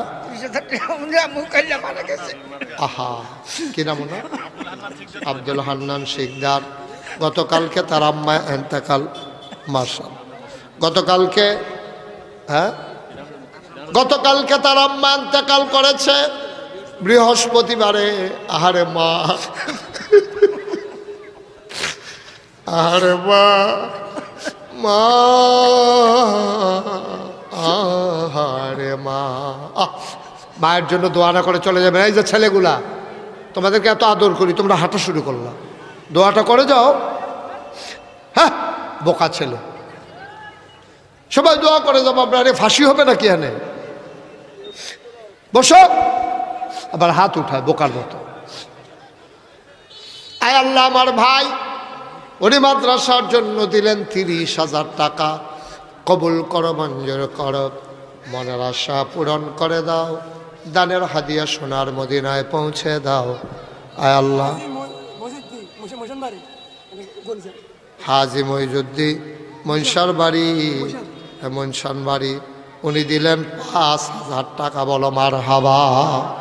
কবুল করো, মঞ্জুর করো, মনের আশা পূরণ করে দাও, দানের হাদিয়া সোনার মদিনায় পৌঁছে দাও কোনা আমি। মাশাআল্লাহ, মাশাআল্লাহ, অনেকে দিছেন। বসেন, আপনি বসেন, বসেন। টাকা উঠানো শেষ? যাদের টাকা উঠানো শেষ সবাই নিয়ে আসো, সবাই নিয়ে আসো টাকাগুলা। আবার একটা কথা শুনেন, আমি এখনই দোয়া করে দেবো, একটু 1 মিনিট দোয়া করব। সবাই কোনা আমিন? আমার মিজানুর রহমান ভাই উনি 5,000 টাকা দিয়েছেন। এই যে এটা কানটুফি বস মার হাবা কন ওই আরেকটা সানা ওই ইয়ার লগে জ্যাকেটের লগে টুফি পেরে সিঁড়ে লিছে ফাইজামাটা পেরে সিঁড়ে লিলি না এটার লগে আমিন কন জুড়ে কন। আপনি জানেন পোস্টারে দেখেছেন মোশতাক ফয়েজি পীর সাহেব, দেখছেন না আপনারা? আমি কিন্তু পীর সাহেব হতে চাইনি, আমার স্বপ্নও ছিল না, চিন্তাও ছিল না, আমার কোনো ভাবনাও ছিল না, এটা আমার আকাঙ্ক্ষাও ছিল না। আমার দাদা ফুরফুরা সিলসির একজন বড় পীর সাহেব, আব্বা ইন্তেকাল করেছে দাদার আগে, এজন্য দাদা আমার কাঁধে বিরাট বোঝা চাপিয়ে দিয়েছেন। আমি বাংলাদেশে পীর সাহেব দেখতে দেখতে অতিষ্ঠ। পীর সাহেব মানে হলো বইয়া থাহন, হগিন্নি বেডি টেহা দিব, রিক্সাওয়ালা টেহা দিব, এই টেহা খাওয়ান, নাদান কারে খান, ঠিক কিনা কন? এটা হলো বাংলাদেশে পীর সাহেব, কোনো কাম নাই। শৈলগত্রে বেড়া মাটি কাটলেও 500 টাকা পাওয়া যায়, তা মাটিও করতো না, অটোও চালাইতো না, সিএনজিও চালাইতো না, এই মুড়িদার বাইত ঘুরে ঘুরে ঘুরে ঘুরে খাইয়া শৈলটারে এমন বানাইছে, হইয়া রয়েছে একজন, মনে হয় 5-6 জন, ঠিক কিনা কন? এই কারবার দেখে আমি অতিষ্ঠ। আমার দাদা যখন দায়িত্ব দিল, আমি বললাম দাদা আমি তো দায়িত্ব নিতে চাই না, আমি মেহনত করে খাউন না মানুষ, মুনি দিয়া খাউন না মানুষ, আমার তো এই শান শৌকতের দরকার নাই, আমার এই ফিরালির দরকার নাই। দাদা বলে তুমি কেমন পীর সাহেব হতে চাও? আমি কই যে এই পীর সাহেব মানুষের সুখে পাশে দাঁড়াবে, দুঃখে পাশে দাঁড়াবে, মানুষকে ক্রাইসিস পিরিয়ড থেকে ওভারকাম করার জন্যে মানুষদেরকে টেনে টেনে নিয়ে আসবে দিনের পথে, আমি ওই পীর সাহেব হতে চাই, কেউ তোমার ওই রকমই বানাইতে চাই। তাই বললাম তাহলে আমার একটু জমিন দেওয়া, খুব খেয়াল করে শুনেন, আমি বললাম যে আমাকে একটু জমিন দেওয়া লাগবে। আমার দাদা মাত্র 9 শতক জমিন, কয় শতক? মাত্র 9 শতক জমিন দাদা আমারই দিয়েছে। আমি আর পরে জমিন কিনা শুরু করলাম। আমার দরবারে এখন জায়গা হলো 18 একর, 1800 শতক। কত শতক? 18 শতক, মারহাবা জানে, মারহাবা কয় না। 1800 শতক জমিনের উপর আমার 10টা প্রতিষ্ঠান, একটা খানকা, একটা দাখিল মাদ্রাসা, নুরানি মাদ্রাসা, হাফিজিয়া মাদ্রাসা, ধাতব্য চিকিৎসালয়, গণপাঠাগার, গবেষণাগার, ছাত্রাবাস, ইয়াতিমখানা, মসজিদ। আমি মসজিদের কাজ যখন শুরু করবো, আমার ইঞ্জিনিয়ার যারা দরবারের মুরিদ আছেন তাদেরকে বললাম একটা ড্রয়িং করো, ভিউ দাঁড় করাও। ওরা নিয়ে আসলো, দেখলাম বিশাল এক মসজিদের ডিজাইন। আমি বললাম এই মসজিদ কত বড়? এই মসজিদে একসাথে নামাজ পড়তে পারবে 6,000 লোক। কয় হাজার? তো মারহাবা কইতেন না, কয় হাজার? আমি কইলাম যে আরে 6,000-এর মসজিদ, এটা বেশি বড় বড়, এটা করতে কীরকম লাগতে পারে? কই 15 কোটি টাকা।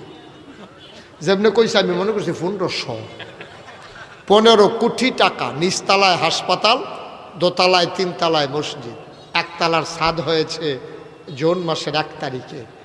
একতলার ছাদের পরে ইঞ্জিনিয়ার আমার ডাকাই নিয়ে কয় যে হুজুর ওই যে কইতাম 15 কোটি, ওই তো না। আমি কিতা কয় 30 কোটি লাগবে। মারহাবা বলবেন না? আমার মসজিদ এখন 30 কোটি টাকার প্রকল্প। গত পরশুদিন দরবার থেকে যখন বের হয়েছি দেখলাম এই পর্যন্ত 4 কোটি 35 লক্ষ টাকা খরচ হয়ে গেছে। টাকা পাইলাম কই? মসজিদের সময় নিয়ত করেছিলাম আল্লাহ যদি তুমি আমারে সুস্থ রাখো আর মসজিদের কাজ যখন ধরব তখন একসাথে 1 বছরে মাহফিল করে যত টাকা হাদিয়া পাই পুরো 1 বছরের হাদিয়া আমি মসজিদের নামে দান করে দেব ইনশাআল্লাহ। আমি 25 লক্ষ টাকা দিয়া তারপরে কাজ শুরু করেছি। আমি তো ধনী মানুষ না, আমি গরিব মানুষ। তারপরে আমি 25 লক্ষ টাকা দিয়া মসজিদের কাজ ধরেছি। আমার এই মসজিদে ভিক্ষা করা মহিলা থেকে শুরু করে রিক্সা শ্রমিক জনতা, কোটিপতি পর্যন্ত এমন কোনো মানুষ নাই যাদের টাকা লাগে নাই। আমি আপনাদেরই মানুষ। এই মসজিদ আমার স্বপ্ন। আমি মাহফিল শেষ করে মসজিদের ছাদে গিয়ে উঠি, রাতের মাঝরাতে আমি আল্লাহকে সাক্ষী রেখে কাঁদি, আল্লাহ আমি যদি মরে যাই এই মসজিদ কে করবে? তুমি আমাকে ওই হায়াত দাও যেন মসজিদটা শেষ করে তারপরে মৃত্যু হয়। আমিন বলবেন না? তুমি তোমার বন্ধু নবী বলেছেন মাম বানা লিল্লাহি মাসজিদান বানাল্লাহু লাহু বাইতান ফিল জান্নাহ, যে দুনিয়ায় মসজিদ বানাবে তুমি আল্লাহ তার জন্য জান্নাতে ঘর বানাবা, দয়া করে আমাকে এই যারা এই মসজিদে শরিক হবে সবার জন্য জান্নাতে ঘর বানাই দিও, আমিন বলবেন না? আমি সবার জন্য প্রাণ ভরে দোয়া করি। আজকে যে মানুষটার আম্মা ইন্তেকাল করলো, উনি দেখেন আলাদা করে ওই মসজিদে সোশ্যাল মিডিয়ায় শুনেছে, ইউটিউবে ফেসবুকে দেখেছে, মসজিদের জন্য 20,000 টাকা আমার ভাই তার মায়ের নামে দিয়ে দিয়েছে। আল্লাহ, তোমার বন্ধু নবীর কথা অনুযায়ী এই 20,000 টাকার উসিলায় যেহেতু সে মসজিদে দিল, জান্নাতের ভিতরে তার মায়ের জন্য একটা ঘর বানাই দিও। আমরা সবাই মিলে এখানে যারা আছেন, এটা আমার একটা আবদার। আমি কখনো নাগাইশের পীর সাহেব কারো কাছ থেকে হাত পাইতে একটা টাকাও নেয় নাই, আমি কষ্ট করে খাওয়া মানুষ, কিন্তু আমার মসজিদের জন্য আমি একজন রিক্সাওয়ালার কাছেও হাত পাততে আমি কুণ্ঠাবোধ করি না। আজকে আপনাদের সবার সামনে আমার আবদার, আমার এই মসজিদের জন্য একটা লোকও খালি যাবেন না, সবাই মিলে যে যা পারি একবারে। শুধু বাচ্চা 2টা টাকা হইলে দেবে, বুট খাইতে কিনে আনছে, বুট খাওয়ার জন্য যে 2 টাকা আনছে ওই টাকাটাই আমার মসজিদে দেবে ইনশাআল্লাহ। আল্লাহ যেন কবুল করে। আপনারা যারা বয়স্ক আছেন, ধনী নির্ধন আছেন, সবার কাছে আমার এটা এক আবদার, আপনি শরিক হবেন, আপনি শরিক হবেন, আল্লাহ ঢাইলা দেবে, নিয়ে কুলাইতে পারবেন না ইনশাআল্লাহ। আমার ছেলেরা আসতেছে, তোমরা যারা এখানকার যুবক আছো, 2-1 ভাই একটু সহযোগিতা করেন, 2-1 ভাই একটু উঠেন, সহযোগিতা করেন। যারা আপনি উঠেন একটু, যারা দিতে চায়, আপনি যেমনি স্লোগান দিছেন আবার এমনি টেহা তুললেন না, মানুষের ডরাইব। হ্যাঁ, মাশাআল্লাহ। মাহবুব মিয়াজি মাদ্রাসার জন্য 50,000 টাকা দেবে, সবাই বলেন মারহাবা। আল্লাহ যেন কবুল করে, সবাই করেন, একটা লুকো খালি যাবেন না। এই মঞ্চের সামনে যারা আছেন, আপনি 2 টাকা দেন, আপনি 2টা টাকা দেন, তারপর আপনি শরিক থাকেন, আল্লাহ ঢাইলা দেবে, আপনি নিয়া কুলাইতে পারবেন না। আপনি তো বলতে পারবেন যে আল্লাহ, আমি নাগাইশের বিশাল মসজিদে আমি 10টা টাকা হইলেও দিছিলাম, আল্লাহ ঢাইলা দেবে, কপাল খুলে যাবে। আর এই মাদ্রাসার জন্য সব সময় সবাই খেয়াল রাখবেন, আল্লাহ বরকত দেবে ইনশাআল্লাহ, ইনশাআল্লাহ। আল্লাহ মাশাআল্লাহ। এটা কি হইল? আমরা একটু দোয়া করবো না? কথা হইল সভাপতি সাহেবের মেয়ের জামাই মুজাম্মেল ভাই, উনি ইনশাআল্লাহ মাদ্রাসার জন্য 5,000 টাকা দিয়েছেন। কত? মাশা, কি নাম? ইঞ্জিনিয়ার সেলিম। ও মাশাআল্লাহ, ইঞ্জিনিয়ার সেলিম ভাই নাগাইশের মসজিদের জন্যে উনি 15,000 টাকা দিয়েছেন, বলেন মারহাবা। আমরা সবাই মিলে এখন একটু মুখতাসার দোয়া করবো, কিন্তু একটা লুকো খালি যাওয়া যাবে না, এটা আমার আবদার। আপনি 2 টাকা দেবেন, আপনি 2টা টাকা দেন, কিন্তু খালি যাইয়েন না যে আমি হুজুর একবারে দেবই না, এটা হইয়েন না। আপনি 2 টাকা দেন, আল্লাহ বরকত দেবে ইনশাআল্লাহ, ঢাইলা দেবে, আল্লাহ নিয়ে কুলাইতে পারবেন, আল্লাহর ঘর মসজিদে দেবেন। আল্লাহ দেখতেছেন তো, আপনার মনের খবর আল্লাহ জানেন, আল্লাহ বরকত দেবে ইনশাআল্লাহ। আমরা সবাই মিলে, হ্যাঁ আমি তো নেমে যাচ্ছি, একসাথেই তো যাবো আমরা। আল্লাহ যেন কবুল করে, সবাই পড়ে আমিন। আমার পরে আমি কিন্তু বারবার বলেছি, আমার পরে আশার নামাজ না হুজুর দিয়ে দেবেন, আশার নামাজ, আমার পরে আশার নামাজ, তারপর আমাদের গাজীপুরা মাদ্রাসার সম্মানিত প্রিন্সিপাল হুজুর, আরে কি বলি বারবার বলে ফেলি, হেড মুহাদ্দিস, ওইদিকে একটা টাকা পড়ছে, হেড মুহাদ্দিস হুজুর, উনি ইনশাআল্লাহ আসবেন, কথা বলবেন। আপনি সবাই চলে যাইয়েন না, নামাজ পড়ে অজু করে নামাজ পড়ে সবাই আবার এখানে চলে আসেন ইনশাআল্লাহ। আল্লাহ যেন কবুল করে, আমরা প্রাণ ভরে দোয়া করি, মনের আশা যেন আল্লাহ পূরণ করে দেয়। সবাই মিলে আমরা দোয়া করি, আল্লাহুম্মা আমিন। রব্বানা যালামনা আনফুসানা ওয়া ইল্লাম তাগফির লানা ওয়া তারহামনা লানাকুনান্না মিনাল খাসিরিন। রব্বানা আতিনা ফিদ দুনিয়া হাসানাতাও ওয়া ফিল আখিরাতি হাসানা ওয়া কিনা আযাবান নার। আয় আল্লাহ তাআলা, আমাদের জীবনের গুনাহগুলো তুমি মাফ করে দাও। আমাদের যার যত অভাব আছে তুমি, তার চাইতে কম লোকে তো আওয়াজ হয়। 2 দল কি সমান? তো সবাই বলতে হবে। আমি প্রশ্ন করার পরে উনি খালি একজনে কইছে আর বাহির সব কয়, এবার আর যেই মত আমরাও সেই মত। যারা জানে যারা জানে না, 2 দল কি সমান? বলুন, হাল ইয়াস্তাবিল্লাযীনা ইয়ালামুনা ওয়াল্লাযীনা লা ইয়ালামুন। আপনি বলে দেন, যারা জানে যারা জানে না, 2 দল কি সমান? কখনোই 2 দল সমান হতে। আহা, সব মরহুম লয়ে ফেলে গেলাম ভাই।